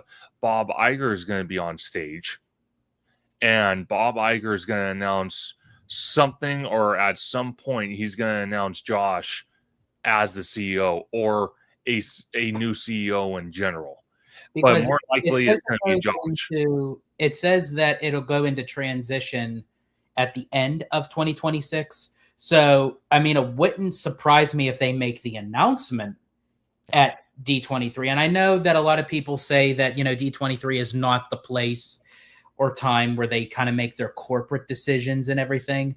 I don't know. I think, honestly, the fact that you have a convention with your biggest fans, like, I think, honestly, that would be the perfect place to make that announcement, where you have almost 20,000 people in an arena, to then where Iger comes out with Damaro and say, here's your next CEO starting December of 2026. Well, although they have said that they're going to say it early in 2026. That's the only caveat, and that's what now that could change. But that is what they have previously said. They would and make the announcement early in 2026. Well, see, Jared, I would only agree with you if D23 wasn't happening that year. But since D23, don't get beef with me, get beef with Reuters. I'm just kidding. I know. That could all change. I agree. It wouldn't be a bad place to make the announcement. Well, and also, how would the crowd react if it was Dana Walden? Like, that's the thing too. Investors, as much as Josh has been going around to Moffat Nathanson, he went to the Netflix little thing where Iger usually goes to. Like, a lot of the things that Iger and CEOs typically go to, D'Amaro has been going to. Yes. I don't know how they would react to Walden. Oh, I think if it was Walden, they'd just pick any random like Tuesday and they'd drop it on the thing. I think if it was tomorrow, they could potentially make some sort of big, shingding at D23. And here's something to think about. Dana Walden is really good friends with Kamala Harris. Now, I'm not saying one or the other about anything. You can guess probably where she leans politically. I have no clue what Josh D'Amaro's politics are, nor do I think anybody else does. That's a positive if you are the board, and Disney and Iger himself has said they wanted to get out of this culture war stuff they found themselves in many ways. I think D'Amaro is also the cleaner pick on that end. And that has been noted as well after, Harris didn't win the election, that hurt Walden's chances even further because of the current administration. So I think that is something as well. I hope we never know D'Amaro's politics, but I actually think that might be a relief a bit if somebody came in seemingly unhampered by political, at least seemingly political ties that would come in. Well, see, that the other thing I see D'Amaro doing at D23, if Iger comes out and announces he's the next CEO, and let's say at the time, because let's say Avengers Campus, the two rides, Infinity Defense and Stark Flight Labs, if it's not open already, it's about to open. And then let's say they've already started to break ground for Coco. One of the things, if I was D'Amaro and I was standing on a stage and just got announced that I was CEO, one of the first things I would do is go backstage, get my Imagineer helmet, bring it out and say, okay, right after D23, I am heading directly across the street to Disneyland to check up as your new CEO, to check up on the Coco, and let's see where Avatar's at. And then he posts not even a day later or 2 days later, he's already on his way to Walt Disney World to check up on Tropical Americas and all those lands. That's something I would say, wow, he's already started. He already started off the gate.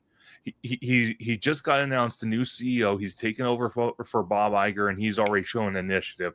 I think if he did something like that, a lot of people's opinion about him would change, because nowadays, Jared, you made a great point. We want a CEO that obviously we don't want to know what his politics are. We just want to see results. Mm-hmm. The results that were already announced at the last D23, we want to see them continue. We want to see new stuff come to the parks.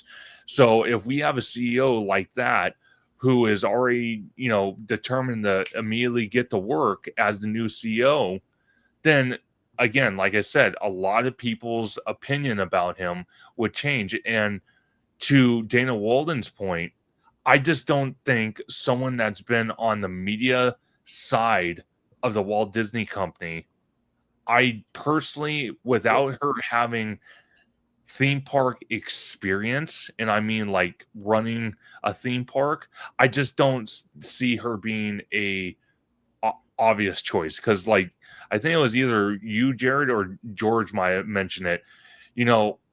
I think it was you, Jared, that when it comes to the Walt Disney Company, it seems like lately the parks are bringing in the money. Oh, they bring in double of everything else. I mean, it's like 60% of the money that comes in or more that is the parks now, or experiences.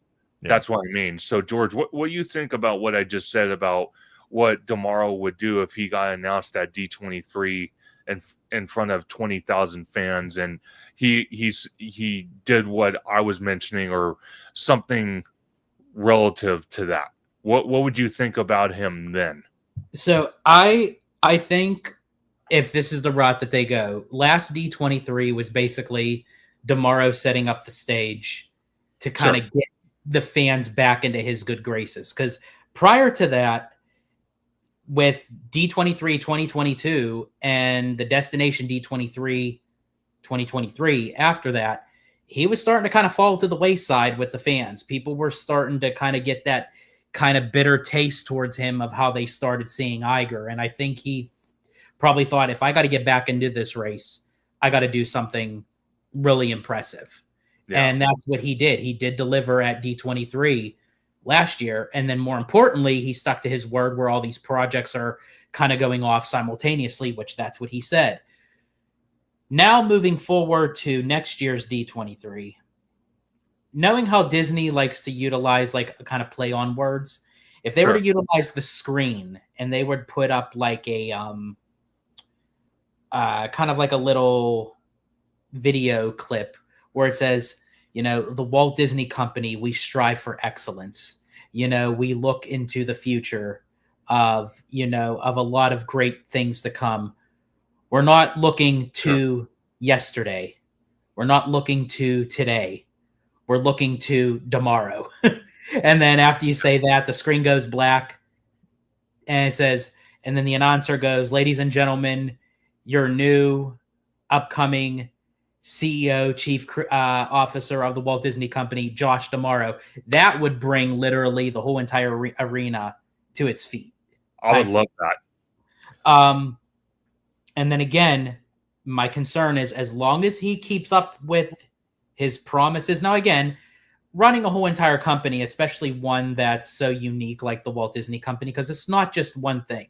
It's not just a streaming service. It's not just a studio. It's not just theme parks. It's all of the above and then some. So you have to run everything under your name. So there's always going to be ups and downs with everything, with everybody. But as long as he keeps as strongly as he possibly can to the vision of what he sees as CEO, I think that would be the route to go. Now, to what Jared was saying with like the parks making up majority of the percentage of profits right now with the company and what have you. And there is the whole notion that I do agree with, that the studio is the heartbeat of the company. That's where it started. That's where you get all the IP into the parks. My only concern moving forward with the studio, which could then eventually bleed into the parks, is we haven't seen a lot of good original content coming from the studios lately. It's based off of what is already pre-existing with Frozen, with Tangled, with Zootopia. Right now, the studio just can't get a grip. And honestly, I say the same thing with Pixar too. They can't get a grip of something original because they just released a piece of information about the new movie Hexed coming up. It's not going to be a musical. There and then, that puts up some red flags for me, because Disney should stick to their core of having kind of a fairy tale musical thing. That's what they're known for. That's what is. So, now again, I'm not saying that you have to have a good movie for it to be a musical, but in Disney's case, I think that they should kind of go down that route. When you look at films like Elio, Strange World, Lightyear, they all seem like they come from the same core, so to speak, where you can't differentiate Disney animation with Pixar, and that was never the case before. It just seems like it's all just jumbled in one machine. But when you get Inside Out 2, and we're about to get Zootopia 2, Inside Out 2 was a massive success. I absolutely loved the movie. Yeah. But they seem like they put more TLC with it because it was already a popular enough movie that could contend with a sequel. The same with Zootopia. When it comes to original material, they just seem like they just can't get a grip on it. And then what does that then do with the parks? Because then the parks then need to lead into the IP. So I feel like that Disney's relying on the older IP anyway. Right, and that's why I think Walden, it's not like she's putting out bangers either. No. And I think that would give you more credence to D'Amaro. And just as a reference, Bob Chapek was announced as Disney CEO in February of 25th of 2020, and it was via a official press release. Now that they could change it, but I think that they likely would, that timeline, in my opinion, would play out, because I think by the time you get toward August and September, which is getting toward the end of Disney's fiscal year, because their fiscal year is not like our calendar year. So we're already in the first quarter of their 2026, essentially. So do you think that they would?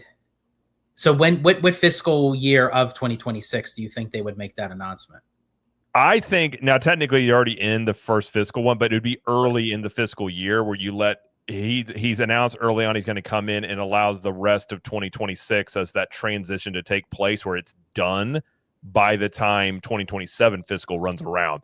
That would be my guess as to what they would want to do. You let Iger sort of transition. It's not like all of a sudden it's like, and here's Josh. It's like you get this transition time where he's going to take over beginning of fiscal 2027, which would be around this time next year.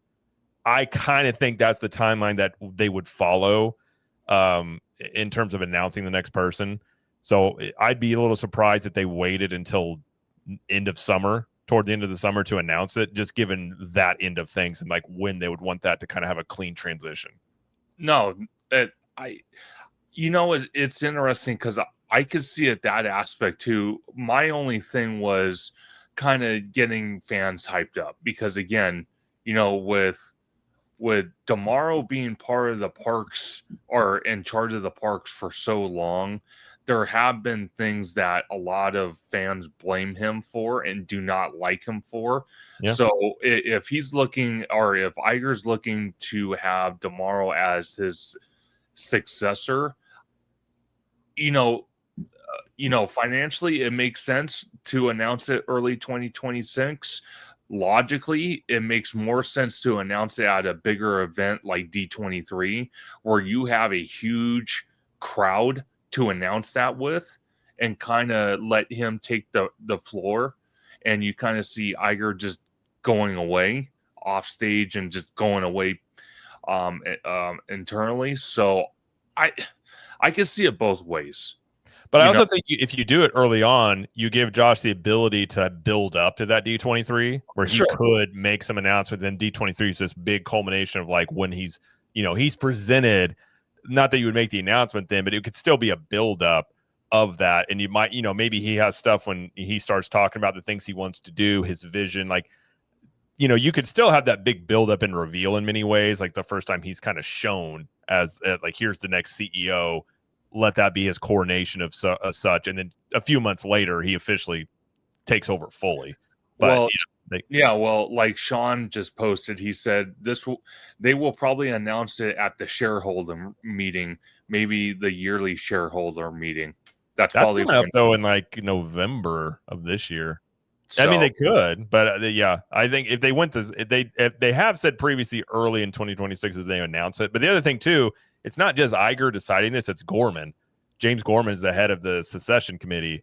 Yeah. And so a lot of it's going to, I think obviously Iger has input, but I think after Chapek, they're like, you don't get to make the sole decision here. And Gorman may have more control over how this is rolled out and things like that. But yeah. Yeah. And the other thing too is we talked about it, Jared, the other night as well, that Iger's not fully going away. At least for 1 to 2 years. I think it's 2 years he stays on to like consult, essentially. Yeah, to consult. So basically, Demaro is just taking the place as the new title and the person in front of cameras. Meanwhile, Iger's still part of it, just taking a back seat. I will say, though, I think the board, if that's the case where Iger is doing what he did under Chapek, where he was still chairman of the board and all these things like that, I think that's an insane thing to do again. What's up, Orange Grove? Not my daddy. Yeah. My gosh. He becomes a granddaddy now, maybe. Daddy. But like, I think that would be, if you had this botched CEO thing again, as much as Iger is legacy obsessed, I mean, I don't think Iger's gonna be walking through being the CEO again. That would be just a terrible look. Yeah. So I feel like even though he's going to be consulting, I would hope with Gorman in charge, it becomes much more of you're here to kind of just handle some of the transition stuff, but Josh gets to actually have the full run of if it is him to get the full run of these things. Because the last time, I mean, you can't do that again. I mean, that was bad enough the first time around. It's just going to look even worse if you basically have the same thing play out yet again. And George, what do you think about that? And by the way, before you get started, I just want to share with everybody watching, this is what I was talking about earlier with the walk and talk, and Jared came out with that clever comment about Josh and Iger doing a play date at the parks on the West Coast. It's not playing. It's real. They're getting close. Well, I call it playing because that's the sound that takes place as they're walking around the parks. Oh God, here we go. No, but this is exactly what I like. I hear that's the same sound that that it makes when Elton John enters a room. Yeah, it's true. Yeah, it's better than hearing. No, God! You don't want to hear that. That's a bad one to hear when you're. That's true, but I do like Michael Scott, so I can't diss that 100%. But no, but this is what I like from content creators like George. Doing something that other content creators don't do. They, George has Orange Grove 55 and Theme Park Wizard with them, kind of just walking around the parks, talking about what changes could be happening, what changes may not be happening. And again, that's what I kind of have seen Josh D'Amaro and Bob Iger doing, walking around DCA, walking around Disneyland, pointing stuff out, looking at stuff, talking about stuff. I think really quite honestly, since I've seen that, going into the parks and maybe at home at the studio, kind of just watching, little clips from social media of them walking around together makes me honestly believe that D'Amaro really is going to be the next CEO. It's hard not to believe that when the evidence is there. You know what I mean? Yeah. And maybe the walk and talks with Dana went really bad. They did. Maybe they were walking around and she's like, "What's that? Gross. Get rid of it." And it's like, that's Haunted Mansion. Well, I have to tell you something. Because probably when George was walking around with Theme Park Wizard and OG, they saw Dana Walden walking with Iger, and they're like, "Oh," George is like, I have to run the Dana Walden. I have to tell her, no, go away. See, when you run up on Dana Walden, it's a different scenario. Then George is getting hit with a case for sexual harassment or something. I mean, you never know. It depends, because I know George, being an Italiano, he has that Italiano flavor of kindness. So I'm sure he can work around that. Yeah, I guess so, if you say so. I'm not going to say that because I hear him say all the time it's sticky. So I can only assume that. Well, that's PG. That's PG language. Okay, that's fair. Yeah, that's PG. But of course, that would be the PG of what it used to be back in the early days of cinema, when PG, that you could still say like profanities and curse words and it still reads as PG. Oh yeah, it's changed a lot. Yeah, you're like, wait a minute. Oh my gosh. I mean, hell, A Christmas Story was PG. Yeah. And like it went through like how many different language barriers. That movie. It's a good point. You're telling me. I want to ask you, Jared, when was the last time you were at the parks in Orlando? When was the last time? A month ago? Somewhere around there? Okay. Yeah. When's the next time you are going or planning on going? I don't know definitively. Probably sometime either this month, next month for sure. I mean, we always do. We'll go back to Missouri for for Thanksgiving. So I mean, for sure, Christmas stuff. Probably go check out some of the fall stuff. I know when you guys are down in March, for sure, that we'll be doing park stuff. But usually we go like at least once a month. Okay. Well, the reason I ask is because that's one of the biggest problems I see out here. At least at DCA, I don't really see it as much at Disneyland. And George, you can correct me if I'm wrong, but at DCA and Avengers Campus especially, we've kind of lost connection with entertainment, with meet and greets and whatnot. Are you seeing that on the East Coast at the parks out there, especially Walt Disney World, at some of their locations with meet and greet characters or just shows in general? I mean, meet and greets, not as much. I mean, Streetmosphere, they've been lacking for, a while. They got rid of the Citizens of Main Street and some other elements. They did have another, I saw pop up, it was a band that was playing at Hollywood Studios as like a Streetmosphere. So I feel like they might be adding a little bit more into it. They did have the Cool Kids Summer where they had a lot more meet and greets that were going on this summer. Sure. I don't know if that's something they're going to extend going forward. I think they should. But Sure. I feel like this summer in particular, they kind of put more of an emphasis on meet and greets and show, like in terms of the Little Mermaid show and the villain show and stuff like that. And maybe, hopefully, getting more back Streetmosphere. I think that's something, especially Hollywood Studios, that ever since they got rid of the Citizens of Main Street, that added such a unique element to it. Especially like when it was a working studio and that old time, Hollywood feel and stuff like that. So I hope they do. I think they also brought back the Streetmosphere band and things like that, Animal Kingdom recently as well. So maybe seeing some of that come back a bit. But meet and greets, I haven't, I would say that's probably been up a bit the past summer. I just wanna say Orange Go 55. Shout out to him for the super chat for the $2 and also for sponsoring this channel, being a moderator. But this is funny right here. He's calling me Daddy Conductor now. I don't know what that means. I don't know what him and Wizard are up to at Universal at Moe's Tavern, but it sounds like he's having a good time over there. You just need to lean into it a little bit. Just Daddy Conductor. Now, Jared, let me ask you, because you had mentioned like about adding things. Hey, what's up, Mademoiselle? When you mentioned about like getting rid of the citizens and what have you, now did they just recently add in a I forget the name of it, like a type of band, like a musician band that they added to Hollywood Studios? Yeah, I mentioned that. I think the other day I saw that where they had a band that popped up. I don't know if they're permanent, but I did see that recently, which I was happy to see. It was on Sunset Boulevard. That Okay. I don't know if they said that we're supposedly getting a new show out here at Disneyland. They're looking for performers, but what was interesting was what kind of performers that they were looking for, like improv variety performers. So I'm very curious to know like what that would actually mean, like what kind of entertainment live show would be at Disneyland with that. Yeah, it sounds like what they used to have, because they used to have a guy, Equity Ben. He was hilarious. He wrote the Frozen show in Hollywood Studios. He used to be in it. He also used to do the Streetmosphere that was part of the Citizens of Hollywood. He now does it at Universal Orlando in front of Mel's Diner, where they bring in like the old Hollywood actresses. So it's kind of the same shtick. If you know, he's a funny dude. It kind of sounds like that. He would kind of ad lib and interact with the crowds and stuff like that. So I think something like that, I would love to see on both coasts. I think it'd fit perfect. That would be awesome.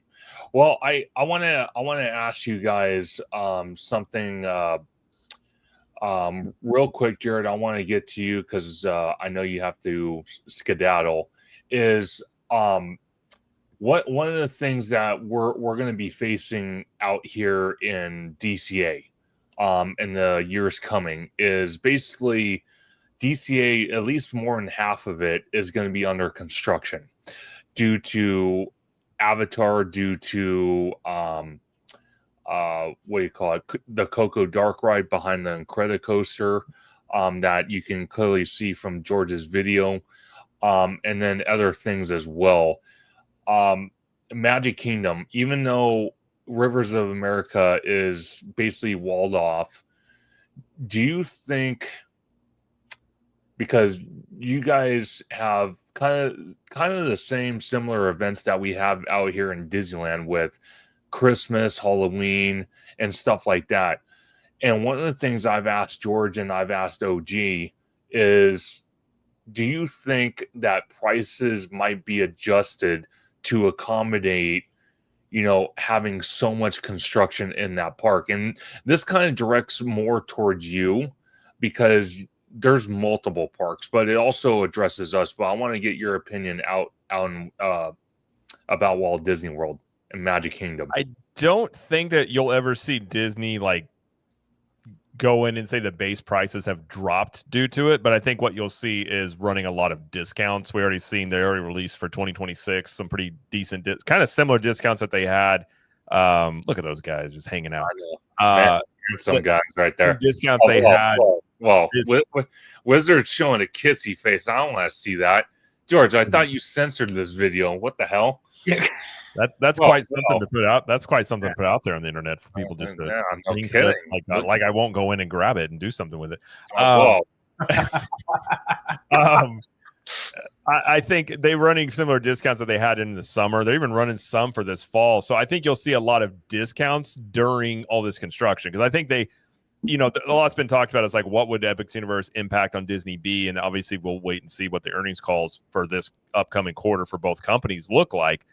But I think whatever impact Epic Universe had this summer, it's only going to continue to be an issue for the coming years.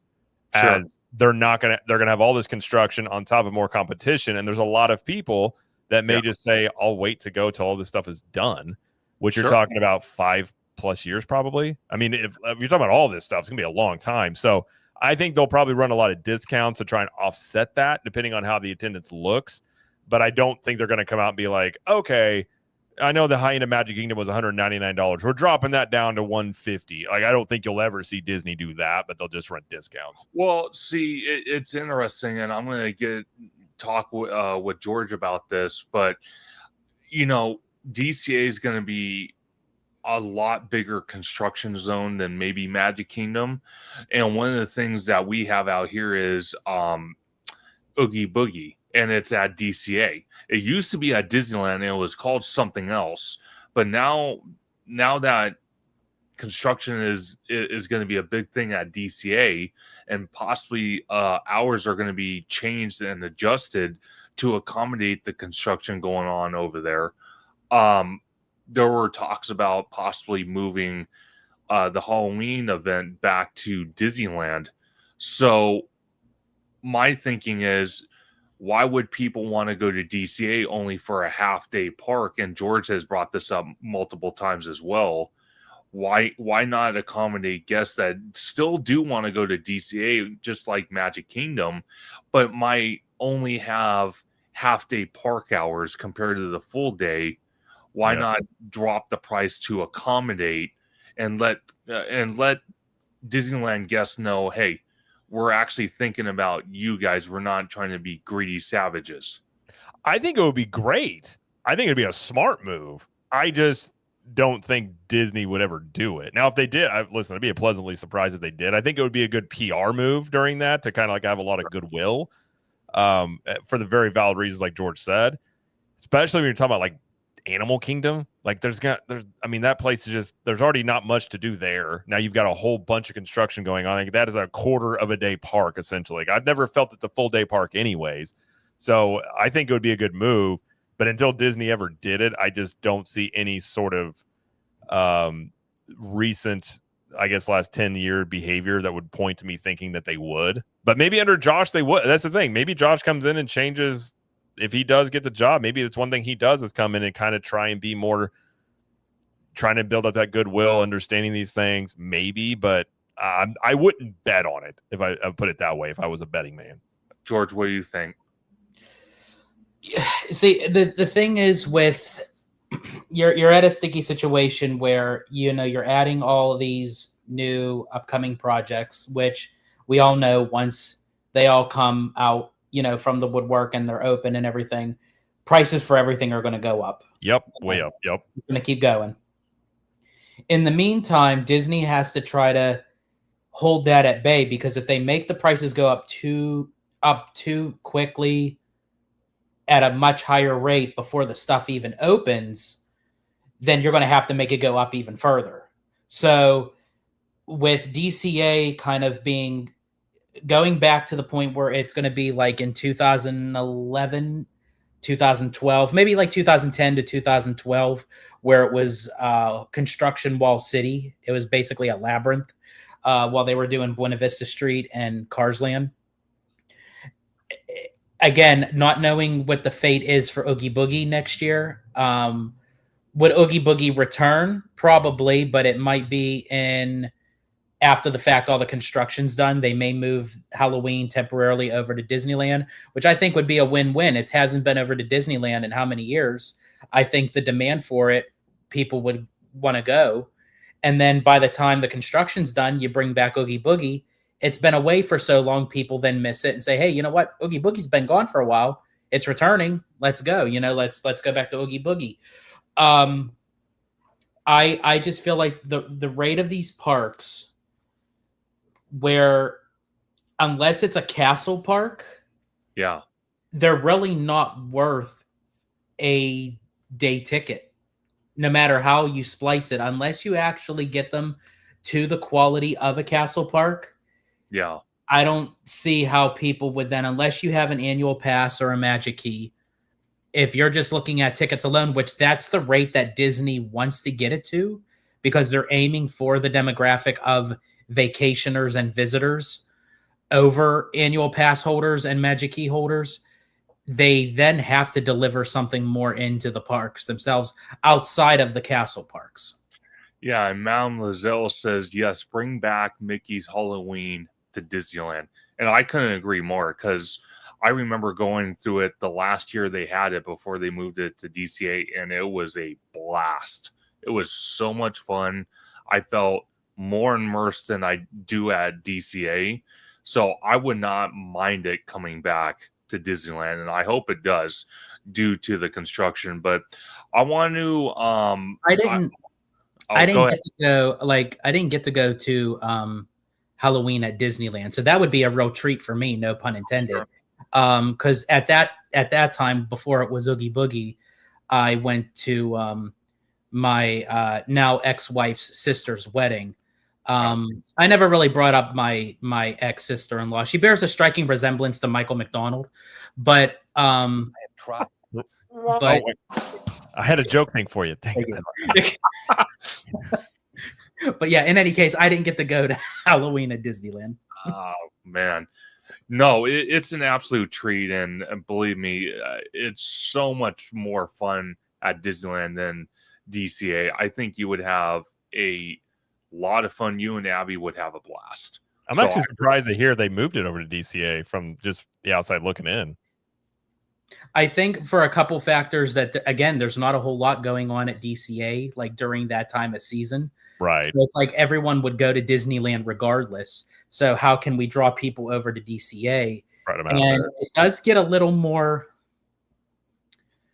They utilize the villains in a much, I think, better way than how they would over at Disneyland Park. Yeah. And I feel like that's where, DCA kind of has a little bit more of that adult edge than Disneyland. So you can kind of get away with a little more stuff like that. I'm kind of curious about near like HHN, but yeah, I'm Disney's version of HHN. I'm kind of curious about Villains Land when it opens, if they'll do some extra thing for Halloween in Villains Land with the villains, kind of have a different type of party. Well, see, it's very interesting you say that, Jerry, because I hope they do. It's the same thing I can argue about Dark Universe at Epic, incorporating some type of HHN Halloween event where you use Dark Universe as the main hub, and then you use Celestial Park as an extension. And that's one thing I cannot wait to see in March when I go with George and OG and Tommy and Abby, is to see how Epic Universe is built by me standing in the park. It sounds genius how they did that. Where, Jared, you've mentioned it before, where you can take each one of those lands and use Celestial Park as an extension to that land for that event, for that IP. So it's genius. They did that. Well, they left that door open. They were asked about it directly, and I think it was Steve Tatham, who's the creative director of Epic, and he basically said anything's on the table. Now, I don't think they'll do it this year, of course, because it's the first year of the park, but I think you could see it in coming years where they do something, probably not Halloween Horror Night-esque. They'd probably be its own thing, but some sort of maybe, I don't know where you would put it. I don't know if they'd go family-friendly, but they might just have an alternative Halloween experience you can get in Dark Universe, extend that out into Celestial Park. And if they're able to get, say, Nintendo, like, you got to get those other IPs on board, perhaps you could actually include the whole park. But I think there is potential, especially Dark Universe doing something. I think that'd be awesome at Halloween. I personally think that would be perfect. It's interesting about Super Nintendo World, because when ours opened the first year, they didn't incorporate Halloween. They still kind of really don't. But the Christmas overlay where we saw in Japan, we didn't see that until what, George, 2 years ago for our Super Nintendo World. So the fact that you mentioned something about Epic Universe about the first year, they might not do something but the second year they might do something. So it makes perfect sense. Yeah, I think it'd be awesome. I'm excited whenever they do Christmas in Super Nintendo World. I think that'd be awesome. Man. And you can even do Halloween because you got the you've got that built into the Mario games where you could do the spooky haunted the mansion type stuff, everything like that. Yes. That's what I mean. Who in the hell would not want to meet Bowser or meet King Boo or one of the Guptas or something like that? Are you kidding me? I would enjoy that. Yeah, and you can always change Mario Kart is a ride that could kind of be like Star Tours where those scenes could change. Yes. I mean, you could. I mean, it's just screaming. Or honestly, remove it altogether. See, I don't hate Mario Kart. I actually kind of enjoy it. I understand the beefs people have, but I love Mario Kart. So, I hate. Well, love hate. It's a terrible communist game in terms of like if you're ahead, you get pissed. Somebody comes across and just hit you with a blue shell. But yeah, I get what George is saying. He wants our Mario Kart to be like Test Track. That's what he wants. I want Mario Kart to be like exactly how it is in the game. I want some competitiveness. I want some racing. I want where you can literally bang people off course and they go spinning around and stuff like that. We can just go to I-4 when you guys are down here. I mean, we can get that whole experience. Hey, just don't give George any type of Italian food because I don't want that chucked at me while I'm trying to drive. Just don't do that. It's nevertheless, if you're on I-4, somebody will go by you going like 120 out of nowhere. Every 10 miles, you'll see somebody just, a blur go by and you're like, oh, okay. Yeah. Good Lord. Oh my God. But Jared, I want to thank you for joining our resumed Conductor Sunday live stream. You're always welcome to be on here. It's always a blast talking to you from the West Coast to the East Coast. You are our East Coast correspondent, and I love having you on, hearing about all the information coming from Universal Orlando and the Walt Disney Magic Kingdom. It's always a great time. I love watching your videos, your content. It's absolutely incredible. Where can everyone find you on social media? Well, thank you for the kind words. The check is in the mail. I appreciate that. We kept more in there, but no, it's always a great time being here. Thanks for having me. I'm glad I could be on the relaunch of the Conductor live streams. And that intro was nice. That was a good beat to get you into it. I like it. All credit to you. All credit to you. Listen, I have skills, and when I can help my friends out, I will do that. But yeah, no, I'm thankful for being here. It's always a good time with George as well, and talking theme parks and. Sometimes bidets come up, but we kept it light on the bidet talk today. So, we did. I had to start it off, but we did. I mean, you did bring it up first. I was going to kind of. So I'm guilty of it. I was going to find a little wedge to bring it in, but hey, no, and I'm really looking forward to. If you have a wedge, that's why there's bidets. See what I mean? Everybody watching, you see what I mean? These two are like children in like a little corner of the playground plotting their next. Listen, I've never claimed to be a mature adult. Okay, my personality and my sense of humor hasn't changed much since I was a teenager. But I'm looking forward to you guys are down here in March. We'll have a lot of fun hanging out in the parks. But you can find me at Cap the Magic. A lot of content lately has been around Stardust Racers. I'm assuming I think Ben Crump's supposed to give a press conference tomorrow, so more than likely we'll hear something else from him. What'd you say? I can't wait to see that one. Oh yeah, he's probably going to come out all sorts of stuff. Who knows what he's got up his sleeve? But yeah, you can find me over there. And then if you want actual theme park related in terms of like reviews, strategies, all sorts of stuff there at CTM Podcast. My wife and I have a podcast called Capture the Magic Podcast where we cover Universal and Disney. Been doing that one for a while, so that's where you can find me if you're looking for that content. And I appreciate you guys having me on here. And I will be on here anytime you'd like to have me on. So I appreciate it. Absolutely. And then Jared, if you want to just remind everybody, I don't have the screen pulled up, but if you want to remind everybody where they can get your amazing apparel. Yeah, you can go to ctmapparelco.com. And that is where we have an apparel company there where we make theme park apparel, pop culture, stuff like that. And you can actually get, you've got a promo code Conductor. Yes, I do. So if you use Conductor, you get 10% off your order, and Conductor gets a little kickback there, and you get some great shirts. So we make everything in-house. We don't use third-party printers. So everything is lasts a long time. It's the shirts I wear all the time. So high quality, very comfortable shirts. And I think you'll enjoy them. So if you're looking for Christmas presents or anything like that, you can check that out. And then we'll do some more West Coast stuff too, because now you guys, I'll get some West Coast input on some Disneyland and Universal Hollywood shirts, like the Fast and Furious ride and stuff like that. So we'll add some more of that type of shirts on there also. But that's where you can go is ctmapparelco.com. And to quote you on that, because I've talked to you off camera, was with FanFest, being greenlit for 2026. There is a slim possibility, I'm not saying guaranteed, but a slim possibility that you and the wife would like to come out to the West Coast and see that. That is something that we definitely want to have happen. My wife's itching to go back out to Disneyland. She's been many times. Like, her mom grew up going to Disneyland. I'm the only one that hasn't been to Universal Hollywood or Disneyland. So we're hopefully next year we can do that, where we could go hit both coasts up and hang out with you guys and get some West Coast content, everything like that. So that would be a blast to do. So if it is in the cards, it shall be done. Absolutely. I'll just come and throw shirts at you guys, and we'll just have shirt giveaways in the park or something. Perfect. That sounds good. As long as you don't have a shirt cannon, I'm safe. I'll just tell you got to go find George, and then George just throws it over his shoulder and looks. Just tell them to go find me. I'm the one person in the park that's shirtless. So. Find the guy that's it's just over his shoulder. So there's two places you'll find George: either on the Jungle Cruise with no shirt, or you'll find him on Tom Sawyer's Island with no shirt, swinging from the trees. Yeah, it is his natural habitat. Yeah. And then you'll find me in Tomorrowland trying to put my construction helmet on, ready to bulldoze. Yeah, you'll find me talking to the police being like, I don't know him. I don't know how he got my shirts. I don't know who he is. Good gosh.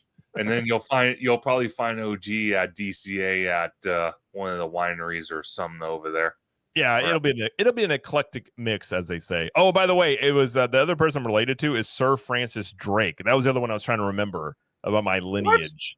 Wait a minute. We're talking about me with my shirt off, and that's the time when you remember the name. Well, you make me think of a historical figure, like you would have been treasure hunting back in the day. Oh my! Hunting bidets? Are you kidding me? The Italiano lineage of treasure hunting in theme parks, I figure, is a very I'd be like with something like war paint on. I'd be like, shh, be very, very quiet. We're hunting bidets. Yeah. Listen, I don't know if you knew this. There's priceless bidets out there that have yet to be discovered. I'm sure. And you'll find them at the Disneyland Resort if Josh tomorrow becomes CEO. I want one with some golden knobs. Yeah, I'm sure you do. You'll find them in Cinderella's castle somewhere. I think that's what we'll find out. Is that's how Diamaro basically sealed up the CEO job, as he promised bidets, and the board's like, wait, if you find one in Cinderella Castle, would that make it a royal flush? Yes, I think it would. It would, and never been cleaner. Yeah, of course. Oh, good God! What's funny is back in the day. I mean, you get a royal flush in a game of card, but guess what? You also get deuces. It's true. My God. It is funny to think about that, because I saw a video the other day talking about how gross it was back in the medieval ages. Like, even kings, if we lived like them today, it would be like the most disgusting thing. The way in which it was just like, oh my God. I'm so glad I live in 2025 in some respects, but yeah. Yeah. Then in other words, I'm like, well, I don't know. Well, as long as you're not walking through, what was it, Magic Kingdom next to Tom Sawyer's Island, freaking sewage happens. Yeah, that's not a good one. That's a recurring problem too. That's happened at least twice. That better not happen when I'm there. I'm going to raise hell. So you better stay away from me. If you slip and fall in it, you got a good. Oh God! Don't tell me that. No, but then you got a good lawsuit. You can sit there and get hurt. That you yourself on the sewage issue that they had. Oh, great. That's going to be a wonderful headline for not only me, but the Disneyland Resort and Costco USA. Yeah, sure. And I would in no way, shape, or form meme that and use it to my advantage to get I wouldn't do that to you at all. I wouldn't. Yeah, you would only print shirts. You slipping. Yeah, you would print shirts and little keychains. I know you. What a mess here or something. Yeah, maybe. No, I'd give you a cut though. I'd give you a cut for your pain and suffering. But yeah. But no, either way, thanks for having me, guys. I'm going to go to bed because it's midnight here and I got to get up early. But love hanging out with you guys, and we'll do it again very soon. Absolutely. Absolutely. Right. See you, boys. Later. Yeah. But so I want to ask you, George, walking around Disneyland, because you've been to Disneyland a lot recent than I have. I want to ask you anything that peeks out to you about construction wise. Like we're seeing updates about Avengers Campus. Have you seen any new markers anywhere else about construction, or is it just that one area that you know of? Right now, that's the only thing that's noticeable to me over by Avengers Campus, where you can kind of look over, kind of like the same location, but two different locations, I guess you could say, where you're actually in Avengers Campus and you can look and you see the still beams up going vertically. And also when you go into Cars Land, when you go that opposite direction over by Luigi's, they have that blocked off for the so-called bathrooms that they're redoing. You mean the bathrooms that are going to have the Avengers styled bidets in it? Of course. Well, yeah, it wouldn't be a bathroom without them. Come on now. Jared's made that clear. Yeah. Crystal. Oh my gosh. No, but kind of talking about what we're just talking about with Jared about the Halloween thing. Mm-hmm. With DCA going through that much construction, I really wish Disney would come out and say, hey, we're going to be closing the park early, do the construction. There's going to be walls everywhere. Possible attractions down because of they're messing around with power and underlying utilities and whatnot. Do you really honestly think they're going to keep it the same price they're keeping it, or do you think they would even ever consider lowering it or giving some type of discount or incentive to go to DCA? The only way that I think they would ever consider doing that is if they look at the statistics behind it. Like if they actually look at the numbers and people are dropping where they could see a significant drop in DCA as to opposed to Disneyland, they may do like a special kind of ticket deal or something of that nature. I don't know if they would literally drop the price down significantly, only if that's like a drastic measure, like a last minute decision that if nothing else works, that would be their last kind of beckon call, so to speak. But I don't know if they, I think honestly we're due for another price increase, but I bet you they're going to do it before they start all the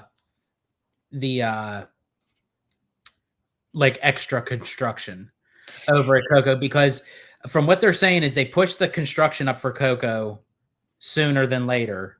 Yeah. Which I'm thinking it's going to happen. They said the end of 2025. I personally think it's going to be right after Halloween. You know what? That's a great possibility. And something I wanted to ask you even on that part. If they're gonna start building this, even though it's kind of backstage, do you think they're gonna kind of close off where Whirlwind or that one attraction is what's it called, Emotional Whirlwind? Yeah, Emotional Whirlwind, and then close it off where the Plaza Garden is. Do you think they're gonna probably wall off that section to allow construction vehicles to go in and out of that area?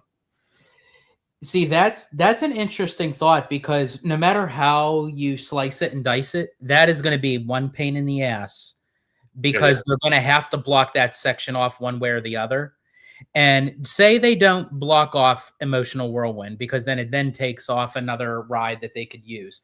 But just say after Emotional Whirlwind, right after Emotional Whirlwind, right where the Incredicoaster track is, they put up a wall. They would then still need to put up another wall on the opposite side where Silly Symphony Swings is. Yes. So just by that one little and it also depends on too where what is then going to become Coco? Because if we look at the concept art where the entrances of Coco, yeah, that they showed us, that piece of concept art, it looked like the boardwalk becomes something of Coco. So if that's the case, they may close down that whole section. yeah, they might. Here it is right here, actually. Okay, let me zoom in real quick. So that's that. Oh, of course. I love freaking Facebook. But yeah, that's it right there. That's the entrance. So it's a good possibility looking at that facade. And then again, if you look at the Google Maps, it's a great possibility. I kind of thought where they have, like, during Oogie Boogie, they have Sid from Toy Story where he does his little show. I thought that was going to be the entrance for Coco, and it doesn't seem like it is. No, and in a way, I'm glad that it isn't, because that area gets so clogged up with people as is. Yeah.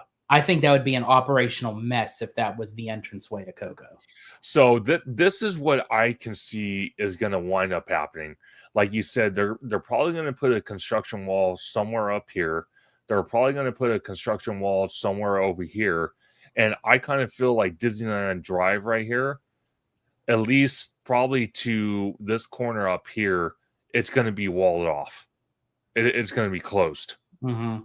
That's what I'm thinking. Do you think they could possibly do that? Or would that be something they would have to possibly contact not only Anaheim, but Caltrans to get approval for that? Because that is a road. It's possible. I don't know if they would go that far back, because as far as we know, as of right now, of course, this is just hearsay, that the show building is still going to be behind the Incredicoaster. So they may just have to block off the pathway between the pier and Paradise Gardens.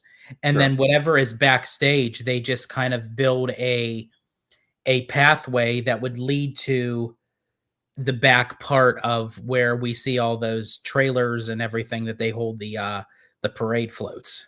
Yeah.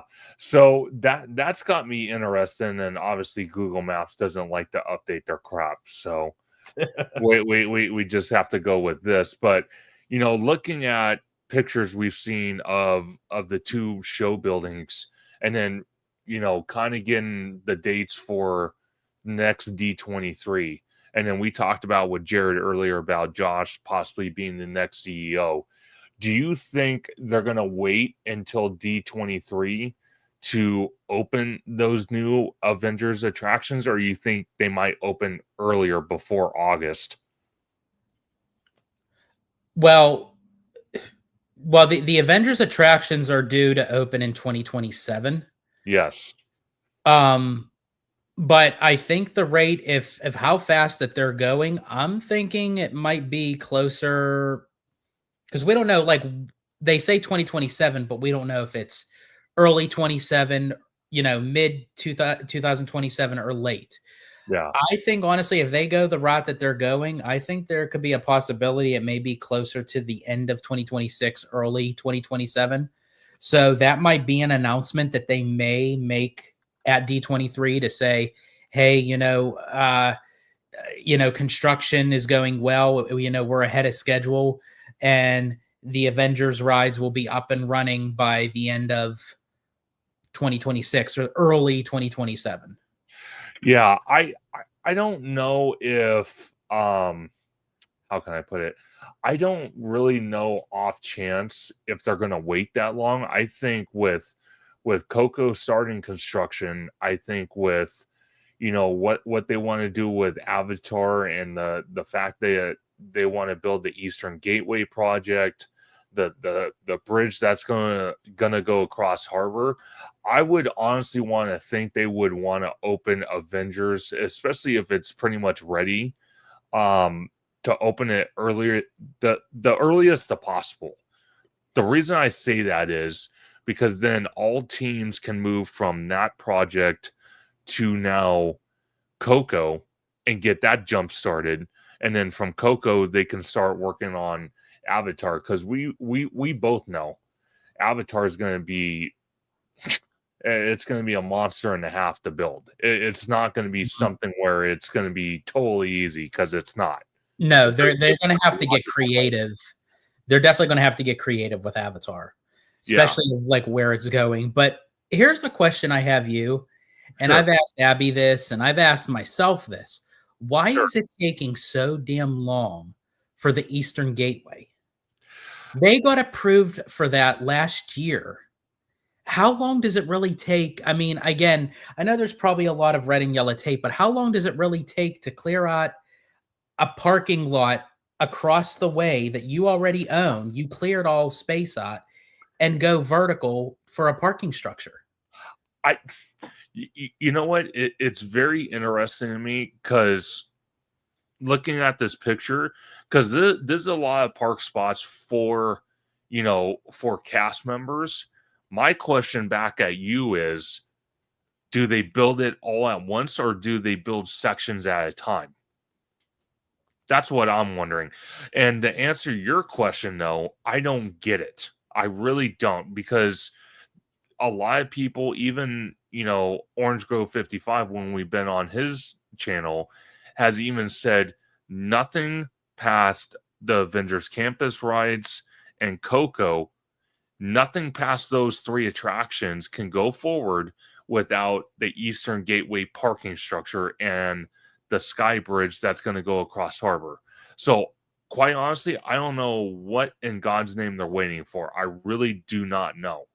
But the way they've kicked in the high gear about the Avengers 2 attractions, they need to do the same thing here with the parking structure. And why they won't do it, anyone. And OG says Disney drags their feet on construction, so it gets spread out over more fiscal periods, which I guess in Disney sense, it does make sense to them. I would just think that this project in particular, they would have focused this a little more attention to detail before anything else, because you have to get this done before you can move into anything else as far as the. You're not. Oh, did you freeze? I think you might have froze. Oh, there we go. Can you see me? Okay. Yeah, I can see you now. No, you make perfect sense. Now, I'm going to ask you this, because obviously, for the Avatar land to go in, they have to rip down buildings, they have to remove attraction. But again, does that, in order to do that, do they need to start the Eastern Gateway first before they could even start on Pandora? Because they're going to still need partial of that bus load unload area for the backstage area.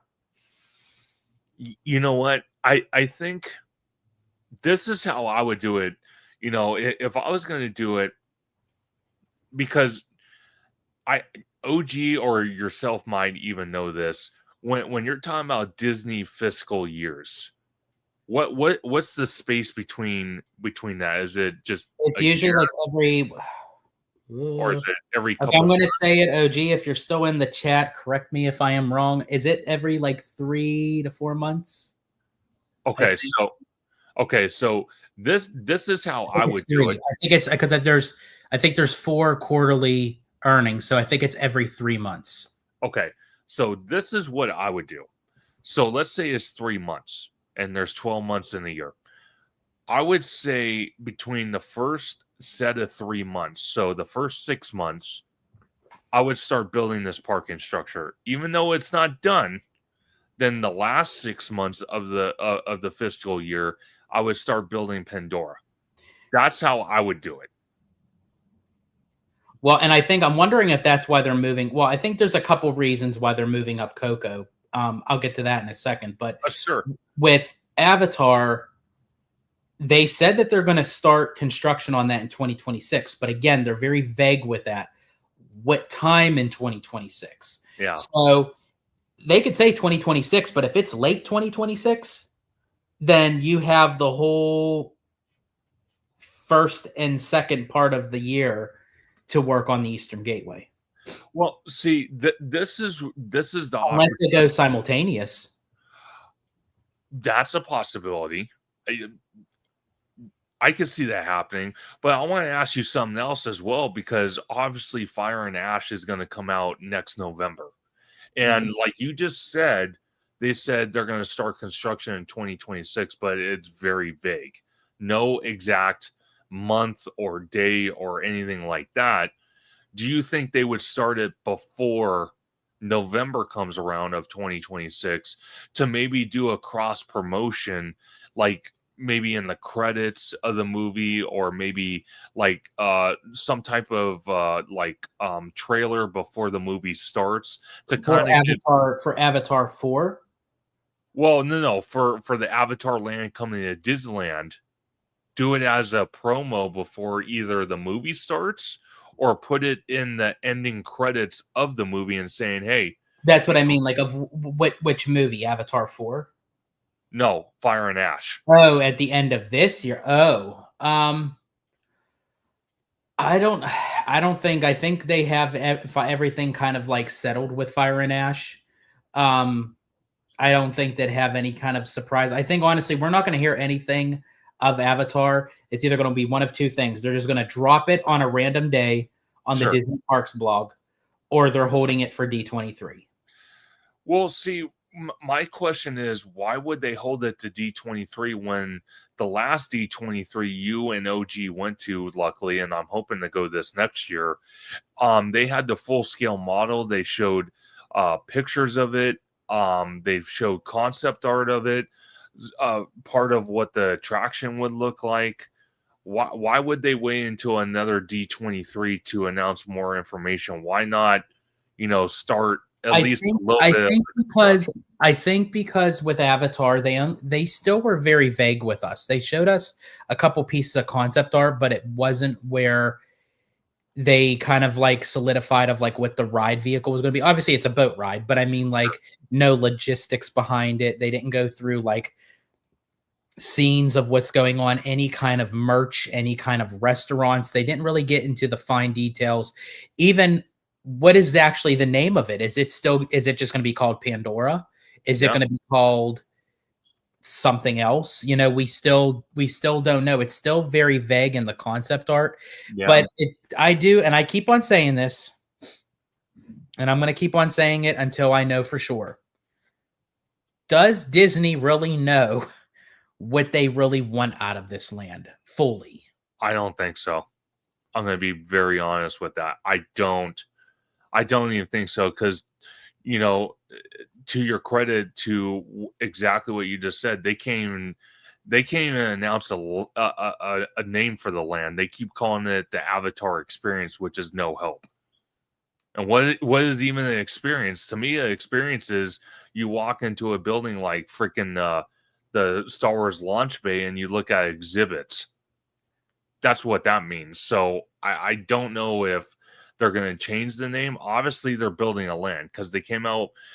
They had a model there for you all to look at D23 on the showroom floor. So obviously that part's real.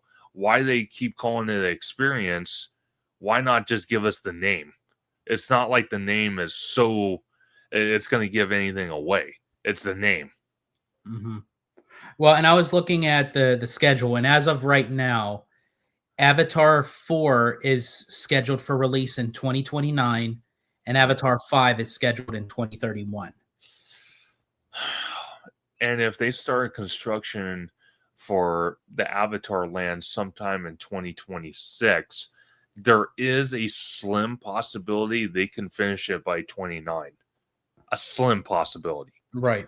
Because after Fire and Ash, we're not getting another Avatar till another 4 years. Yeah. Which makes perfect sense. And, one of the things I've talked to OG about, and I could see he's still in the chat, was that, and I've even talked to you about it, is building this land, it would make absolute zero sense to have one attraction in there. So what if they built the main e-ticket attraction, but they left room for another attraction which would be another e-ticket attraction, but not based off Fire and Ash, but maybe based off the next movie in 2029. Well, they said there's going to be some elements, if you will, in all of the Avatar movies. Yeah. And OG says, I have a video dropping tonight on Disney's upcoming movie slot. Avatar going to redeem Disney's terrible box office 2025. You know what? To answer OG's question, I think it will. I think Avatar is just a banger no matter what. It makes money. It generates money. I don't see it, doing anything less than $1 billion. I'd be shocked. I would be shocked. The one thing I did see out in Animal Kingdom, they did close experience in one of the stores. It was a create your own Banshee or something. Not enough people were doing it or something like that. They closed that down. Why? You mean in Animal Kingdom? Yeah. Oh, it was the you create your own avatar. So basically, it used to be this whole I actually did it where they literally sit you in a seat and they take your DNA and they do like a whole scan of your face. Oh, geez. And they link it up to the chamber, and then they say, come back in a few hours and we'll have your avatar ready. Where you look at the avatar, it doesn't even look nothing like you, but it's just the whole process of I want to see what you look like. I want to see a picture. Send it to me. I'll have to find. I don't even know where that Avatar doll went. I'll have to find. It better not be a voodoo doll or something. Yeah. No, but that's something I'm kind of wondering. What did you get the scoop on that? Why they would close something like that? It was just too expensive. No, it was too expensive. I just think it was just a lack of that people weren't really utilizing it, and you had to have cast members on hand to kind of do the whole spiel thing and everything. And I just think that they were paying them just to stand around. It just really wasn't. I don't know. I just think it was cool. Like I did it once, but I mean, it's not something that I would ever do again. Oh no. So that's something that has to be factored into this land here. Will they bring that same experience here on the West Coast and try it out? Maybe not. Who knows? But one thing I could tell you for sure that I absolutely love, and I'll probably do it while I'm out there with you guys in Orlando, is creating your own Banshee. I thought that was pretty cool. I think I might do it and put it in the. Oh yeah, what it is they have it's like a little rookery where you go in, and they basically have them sitting in the nests and everything, and you can choose your own Banshee, and you have the little magnetized thing. You put it on your shoulder, and oh god, oh heck yeah. I'm going to have mine ferocious. So anytime you get close to me with Italian food, I'm just kidding. No, but this is funny. David Zully, George's avatar better have hair on the chest. Yeah, that's where that they didn't really go. They didn't get the full finesse of the Italiano, because you would think that they would have like big blue curly hairs sticking up from the chest and everything. Can you imagine that? If they did do that, then they really captured me, because it's like, God, that would be so funny. I would laugh so hard on that. But no. But about the second attraction, you were kind of starting to talk about, and then I rudely cut you off. Oh no, you're fine. So yeah, the second attraction. So I think that's going to be something that would announce probably at D23. It's another form of piece of information that they haven't released. Plus, it's something saying, hey, we kind of showed you what this one attraction is. Let's show you what this one is. And I think it's probably going to have to be something, because it's not going to be like the Navi River Journey, because it's another boat ride. They would not have two boat rides. No. So it definitely is going to have to be something maybe Flight of Passage-esque. It may not be Flight of Passage, but just something like it. It would have to be something off of the water. Well, okay, so I'm going to go out on a limb here, and I know it would be something that's not screen based. It would be totally different. What if it was like almost like Hagrid's, where it's a coaster and it's guiding on the water and you're flying on a Banshee? I think if it would be a mixture of Hagrid's or like Hiccup's wing gliders. Yeah. Yeah. I could see that happening. Yeah. That would be, and I'd be okay with that. okay, so let me ask you this. If they decide to announce something like that, hypothetically, you think it would be smart for them to say, well, we're only going to open the land with this first attraction. The second attraction, we're going to build in phases, but it's not going to open until 2029. Do you think people would get upset by that? Or do you think people would understand because maybe it might have a little bit of the new movie entailed into the attraction? They very well could do that. I know a lot of people was not happy when they did that with Galaxy's Edge. Yeah. Because a lot of people booked their trips to go to Galaxy's Edge, and all that they had to offer was Smuggler's Run, Oga's Cantina. Rise of the Resistance wasn't even up yet. Yeah. And I feel like that's what hurt Galaxy's Edge when it first opened, because there wasn't everything that people were anticipating that they had to offer. So Disney still could do that depending on how long, but I think if they were smart, they would just wait and just open up everything together. Yeah. Well, see, the other thing that hurts Galaxy's Edge, and shout out to Hey Bricky, because he's done a couple videos on this, is the mere fact that we're missing a third attraction in Galaxy's Edge. We're missing kind of like what the oh my god, I'm stuttering. The Star Cruiser restaurant was, because the footprint, the infrastructure is kind of already built there, and then possibly even a fourth attraction in that land. We're missing those three top things, and like you said, to be honest with you, Smuggler's Run when it first opened was awesome. Now it's like, basically, you're telling me I have to work to ride the attraction. I don't want to do that. I'd rather be. Now, can you bring up OGs? Sure, of course. Yeah, thank you. Yeah, okay. So he says he agrees with me, but the difference here is we will have two Marvel rides, which is going to be Infinity Defense and Coco, Stark Flight Lab, and then the Coco boat ride before Avatar. So for him, one ride in Pandora is okay. I mean, here's the thing. If they have nothing substantial, like to just throw something in the land just to say, hey, we got two rides, that I'm not okay with.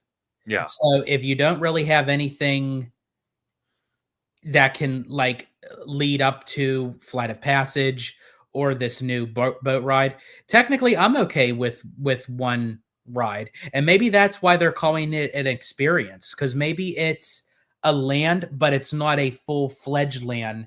It's going to be kind of like the Cars area that would lead into Villains Land. Now, am I saying that would it be the same kind of hype? No, I think Pandora would be much more grander.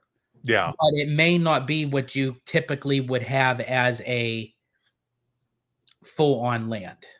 Okay, so one of the things I do like about Galaxy's Edge, and if they'll ever go, use one of these big entrance doors that you see throughout the land, I think there's like 2 or 3 of them. If they did something like that for Avatar, and they were building the second attraction behind that, whether it was like, Hagrid's or something like that for the second attraction, but it's hidden behind some type of big wall or big, obviously that you could tell that's going to be for an entrance for the second attraction, I'd be okay with that.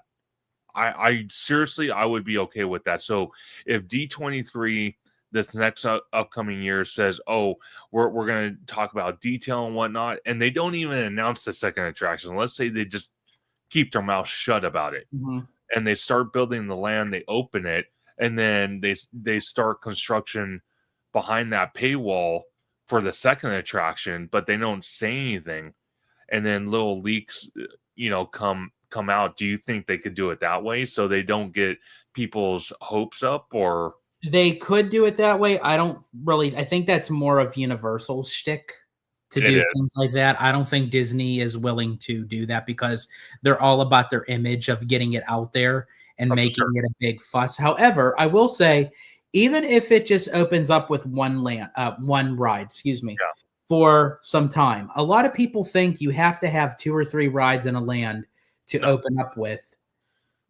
to make it substantial. That's not true. You could have one very good ride, and here's the thing, it could lead up to future expansion. If you do everything all at once, that doesn't leave room for progress. Yeah, and that's exactly what I was talking about. If they decide to build a second attraction, it wouldn't open with the land. It would open much later. And like OG says, there's going to be 3 other brand new attractions that are going to be open. You got the 2 Avengers campus rides, Infinity Defense and Stark Flight Labs, and you got Coco.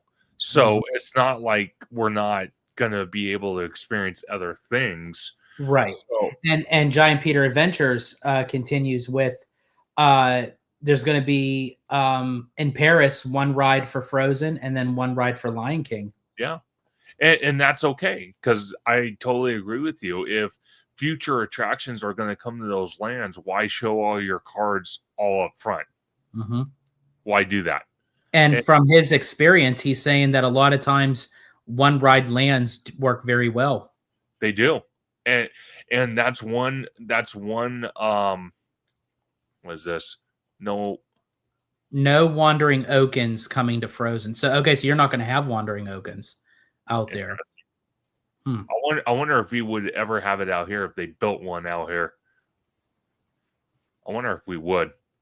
I mean, if they did, it would probably be, again, if they were to build a Frozen land, but that would have to go into Disneyland for me. Yeah. And the question still remains, do they build in the lagoon area to counteract the... That's where I would do it, because Arendelle does have, even though it has obviously ice and snow, but they do have water. It does work in that sense and then it's adjacent to Fantasyland, and then you have the backdrop of the Matterhorn Mountain, so it all blends in. Yeah. So I wouldn't mind it being here, but the question now remains, because if you look, I think this is Tiana's right here, and then this Pooh's Corner right here. There's obviously, and they've even kind of hinted at it, or at least people have, that they would use this private parking lot, this whole area right here, for some type of theme park expansion. So I wonder if Arendelle does not go here, what IP would fit in with Bayou Country to make sense. That's what I'm wondering. Okay, well, here's my thing, and I already know OG's take on if Arendelle was to go there, which I do agree with him on. Because it feels like it's a Fantasyland land property that's completely separate from Fantasyland, and you're leaving the Bayou to go into Arendelle. That's just the transition. Now, the other thing that I could think of, now I would personally love to see Zootopia in DCA. I feel like that fits a lot better into the DCA property. However, if they wanted to, you can transition it from the Bayou Country into the world of Zootopia, because technically it's still kind of like in that critter kind of, and it's separate from everything else, so it makes it look like Zootopia has their own world, so to speak. You can go that route. I'm trying to think what else that technically they still could do Frozen, but as I said, I do agree with OG. I don't think that would kind of be a proper look or a proper fit. And Zootopia, one of the things that Bricky pointed out and this is probably almost a year ago that he did a video, was originally he was hinting at putting Arendelle here, but the one thing he was saying about Arendelle was the sight lines. how low you sit in the land by walking around, and how the forced perspective is so high. One of the things people were concerned about is hiding this parking structure, but the world in Arendelle with the forced perspective would actually cover the front of this parking structure so you wouldn't see it. But now that you're talking about Zootopia, it's the same thing. The forced perspective is so high compared to where you're standing at in the land, it can hide this parking structure, and that's what a lot of people are worried about if you do put a land in this spot.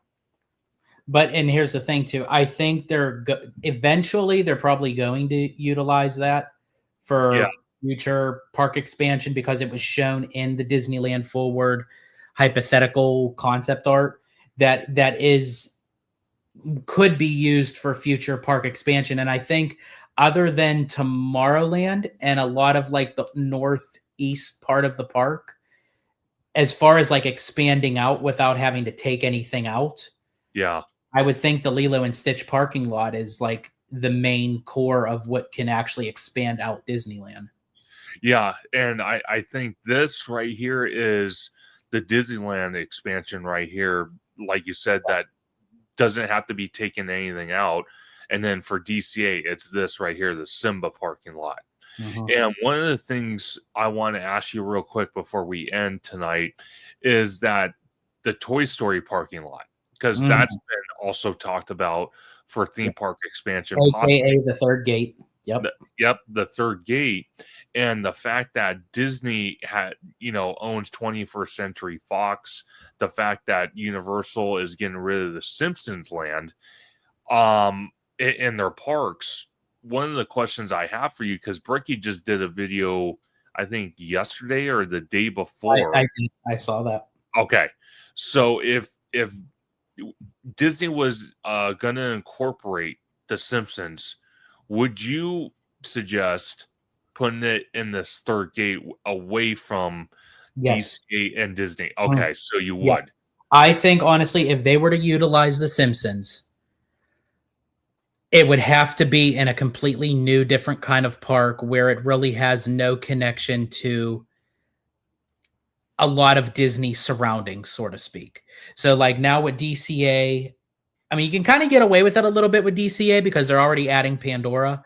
But other than that, you have, the Pixar Pier, you're going to have Coco going in. I mean, you could get away with The Simpsons going to DCA, but if I had to pick and choose, put it as furthest away that you possibly can. And maybe that could just be the whole center part of the park where they utilize a lot of the Fox properties. Make it a more edgier, even more not adult park, but but something that can be different than Disneyland and DCA.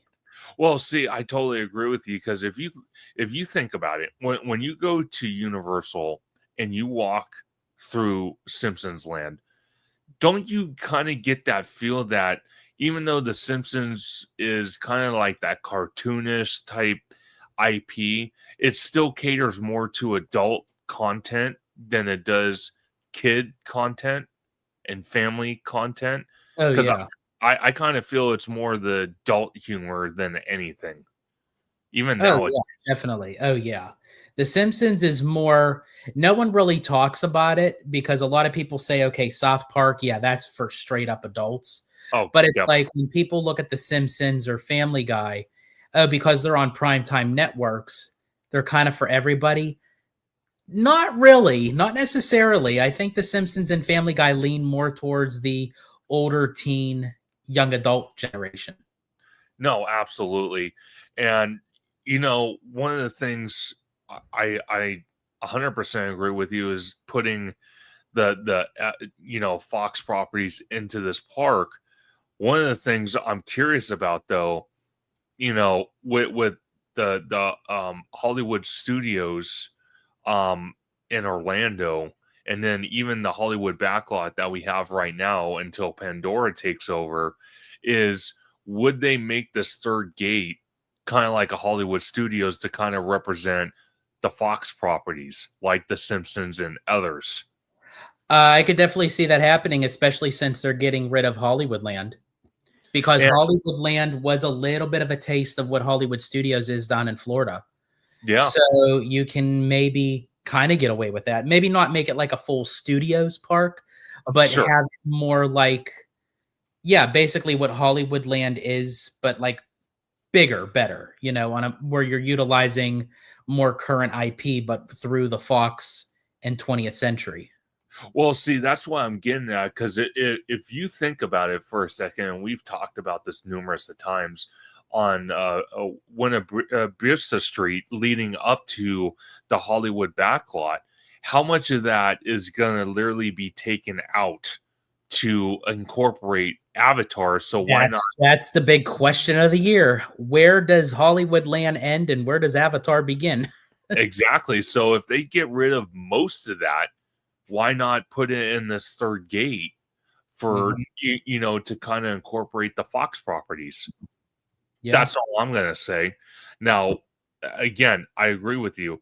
Not the entire space can be the Fox properties, but Bricky made an excellent statement. He's like, if Disney decides to build this in their parks, starting out here on the West Coast, we could see a much bigger footprint than what we have at Universal, because Universal, it's kind of like almost like Avengers Hallway, but it's the Simpsons Hallway. You're walking right through it to either go to the lower lot or go through the other area to either go to the backside of Harry Potter or go to the studio tour. Well, and here's the thing too.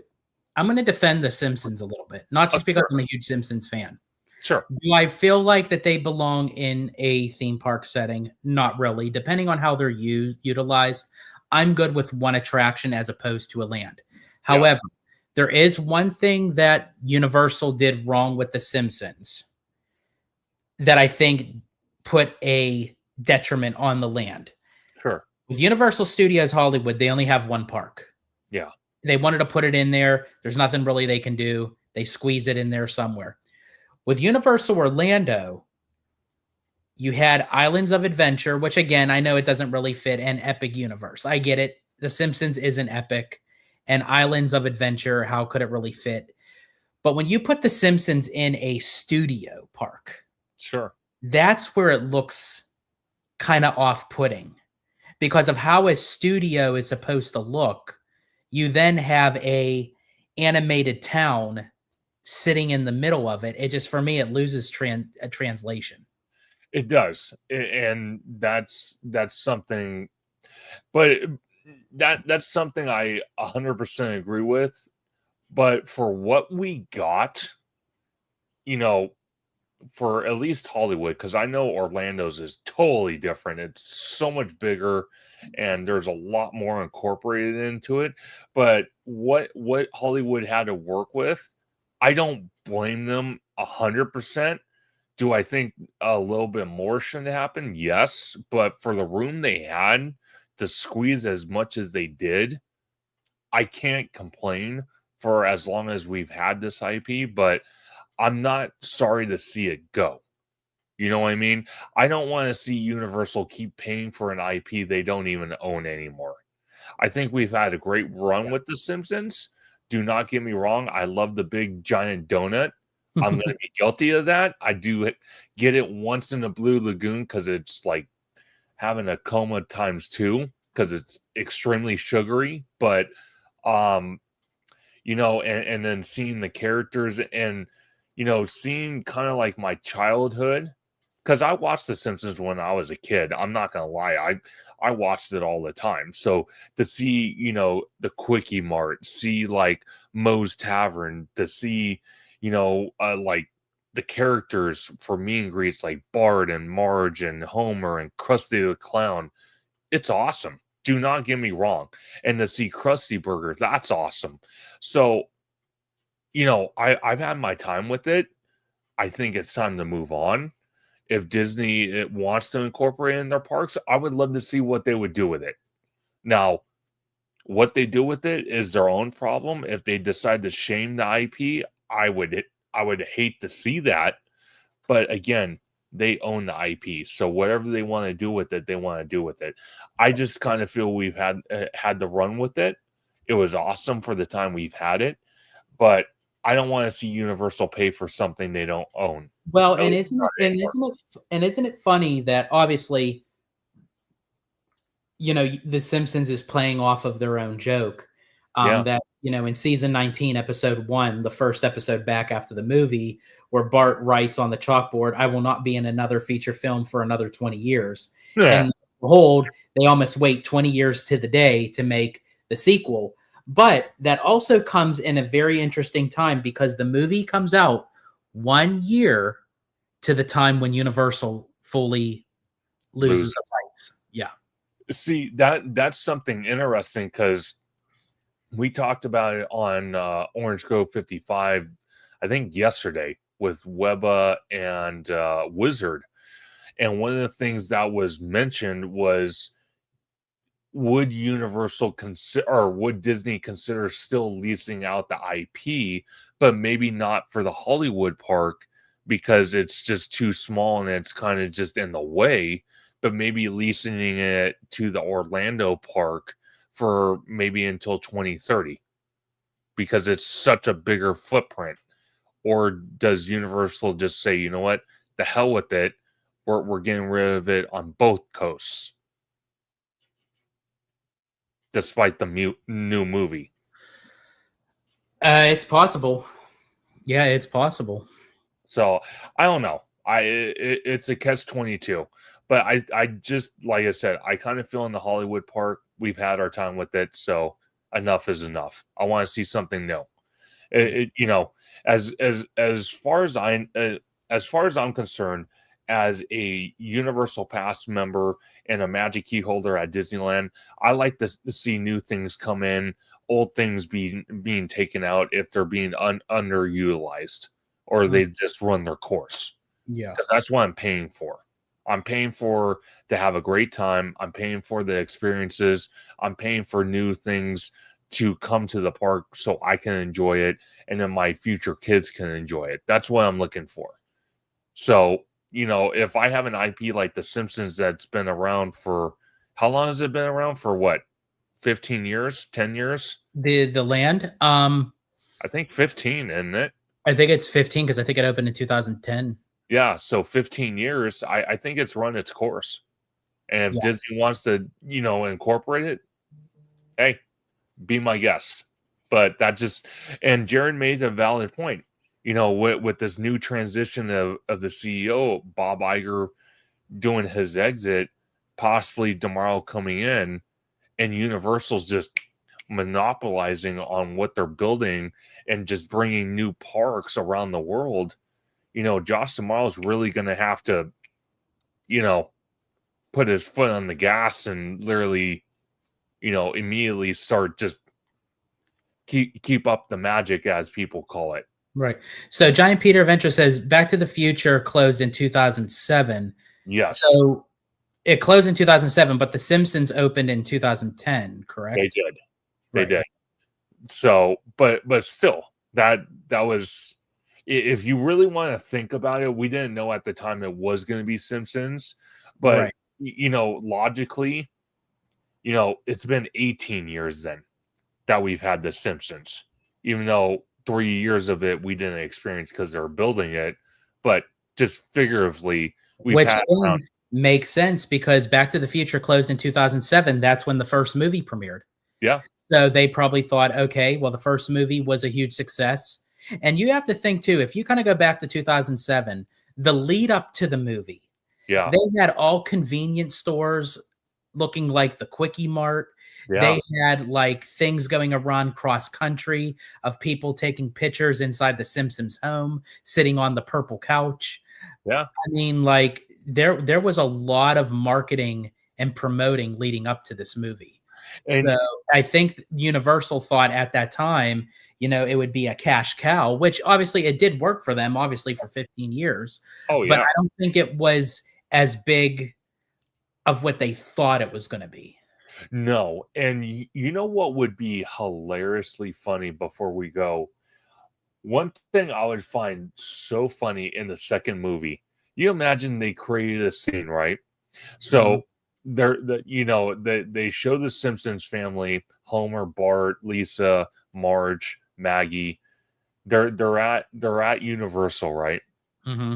And they're hanging out with, I don't know, Brian Roberts, or they're hanging out with Mark Woodbury, right? And they're riding their final ride on the attraction, and then I could they kind definitely of see hint them. on going to Disney. Yeah, I could definitely see them taking shots at both Universal and Disney somewhere subtly in the movie for sure. I think that's going to happen. I honestly do think that's going to happen. And you know what? That might be a good way to send off The Simpsons. You know what I mean? But then again, you know, it's been heavily speculated that part of the Simpsons land, at least here in Hollywood, is going to be closing in 2026. There's no validity behind that, but there's been a lot of talk and chatter behind that, you know, to start stripping the IP away. So is it possible? Because when they say the movie would be coming out? Sometime next year? The Simpsons movie's coming out July 23rd, 2027. Oh, 27. Mm-hmm. So I wonder if they wait until 27 to close the land down, or they do it earlier. Well, and you know for a fact too that if the movie's opening in 2027, the Simpsons are going to be incorporated next year at D23 for the student panel for sure. That's going to be an interesting panel. Yep. Because they even had the Simpsons incorporated in D23 already, where they had their own panel. I attended it. I went to the Simpsons panel. I got to see Matt Groening. I got to see Yardley Smith, Nancy Cartwright, some of the producers of the show. So they're not strangers to being part of D23. But I think with the movie coming out, they're definitely going to incorporate that at the Honda Center for the studio. Oh, I think so. But then again, we'll just have to wait and see. But you know, both parks look very, very exciting. I cannot wait. And again, I do not know if someone on the board made the decision to hire a Universal creative or an ex-Universal creative, because I'll tell you what, those two Avengers attractions are moving so fast. Every time I turn my head, there's a new addition added to that building. Mm-hmm. Yeah. I don't know what it is, but George, I want to thank you so much for being on this live stream. We're almost at the 3-hour mark. God. It does not seem like 3 hours. It does not seem like 3 hours. I want to thank everybody in the chat. I want to thank our wonderful moderator, Orange Go 55, not only for the super chat, but just being an awesome moderator, awesome friend. I want to thank our other guest, Jared from Capture the Magic. Always a great time having him on. But George, before I let you go, where can everyone find you on social media? Absolutely. Well, first off, thank you for having me on your Conductor Live. Always have a great time chatting it up with you. And thank you also for showcasing some of my vlogs and streams. I greatly appreciate it. But you could find me on my YouTube channel, Hollow Gelato, where basically Abby and I go around to not even just the theme parks, but we go to many different locations. But we go to Disneyland, Universal, Knott's Berry Farm. We do a lot of dining reviews, food reviews. We started our own segment that got added to the channel, Cocktail Convo. So definitely check that out. And also we got a couple other surprises. So definitely head over to Hollow Gelato and subscribe and hit that notification bell for all future content releases. Absolutely. And again, Hollow Gelato, a great content creator, awesome friend. I cannot say how much I'm so glad I met George and his wife Abby. Just an absolute blessing in disguise to hang out with both of them. And to say the least, you know, I'm so proud that you're a newer YouTube channel, and I have all the respect in the world for you. You've actually passed me in subscribers, And the fact that people are loving your content just makes me so happy that you put out such amazing content. It's absolutely incredible. I cannot wait to see the future of your channel. I cannot wait to hang out with you more in the theme parks, and being my first time in Orlando with you and Abby is going to be an absolute blast. It will be a time of my life I will never forget, and I cannot wait. Yeah, absolutely. And thank you so much for the kind words. I actually didn't. I mean, I don't really like. I pay attention to like where my channel is going. Like, I don't really necessarily like compare it to like other channels, especially like my very close friends. But that's just wild to me that you just say that I surpassed you. I wasn't even really focusing on that, but that's crazy to me. As far as the trip, yes, I'm very much looking forward to just going on vacation with you and showing you around and being your personal tour guide and showing you how I do Walt Disney World, because I grew up with it. I mean, I was literally, that was like my home state park. And the fact that I get to, go over there with you and show you how it is, like that, to me, that will fulfill my vacation, to see you experience all this for the first time. Oh, it's going to be great. And the content galore is going to happen. I cannot wait to be filming and taking pictures and, trying the amazing food, because I know you have a lot of amazing restaurants you want me to try. So I cannot wait for that. One of my most anticipated theme parks for the Walt Disney World Resort is Epcot. My aunt, it's funny, my aunt was telling me the other day, because I was at a family function, she's all like, I heard you're going to Orlando in March. I'm like, yeah, I'm going to check out Walt Disney World and Universal Orlando. I have a great buddy who's going to be basically our tour guide, kind of walking us around through each park. She's like, you're going to Epcot, right? I'm like, well, of course I am. I want to check it out. She's like, no, you definitely got to do Epcot. Epcot is just one of those unique things. You'll never see it anywhere else in the world. You have to do it. You have to experience as much as possible. I'm like, slow down, Aunt Barbie. I'm going to do it. Trust me.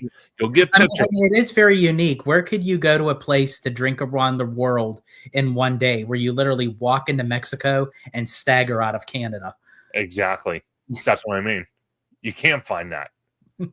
You just can't. But again, George, you're awesome. And I cannot wait to do future live streams with you. I think next weekend we're going to have Orange Grove 55 and Tommy Toon World.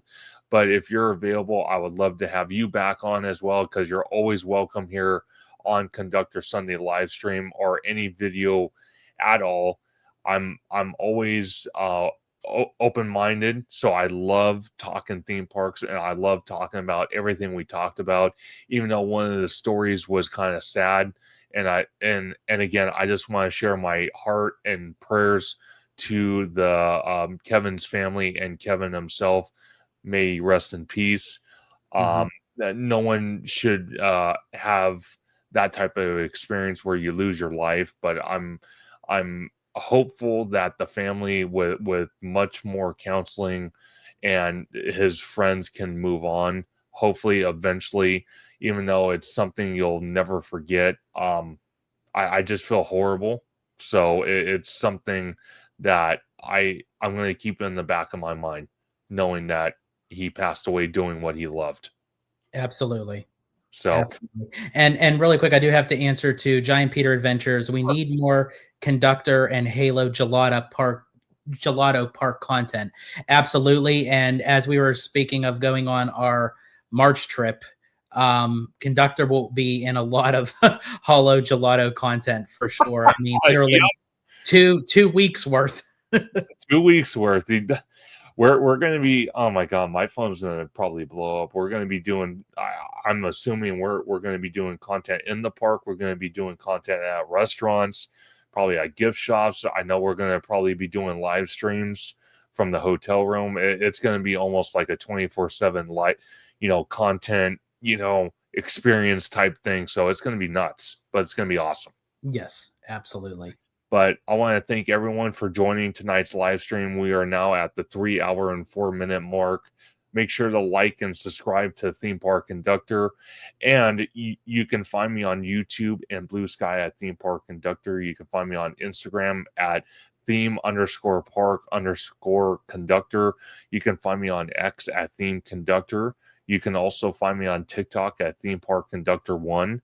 And you can find me on YouTube every Sunday at 5 p.m. Pacific Standard Time or 7 p.m. I'll try to keep everyone updated, where we have amazing guests like the one and only George, the Disney Italiano from Mahalo Gelato, and so many others like Jared from Capture the Magic, Tommy Toon World, Theme Park Wizard, and the one and only Orange Grove 55, where there's no other Orange Grove but 55.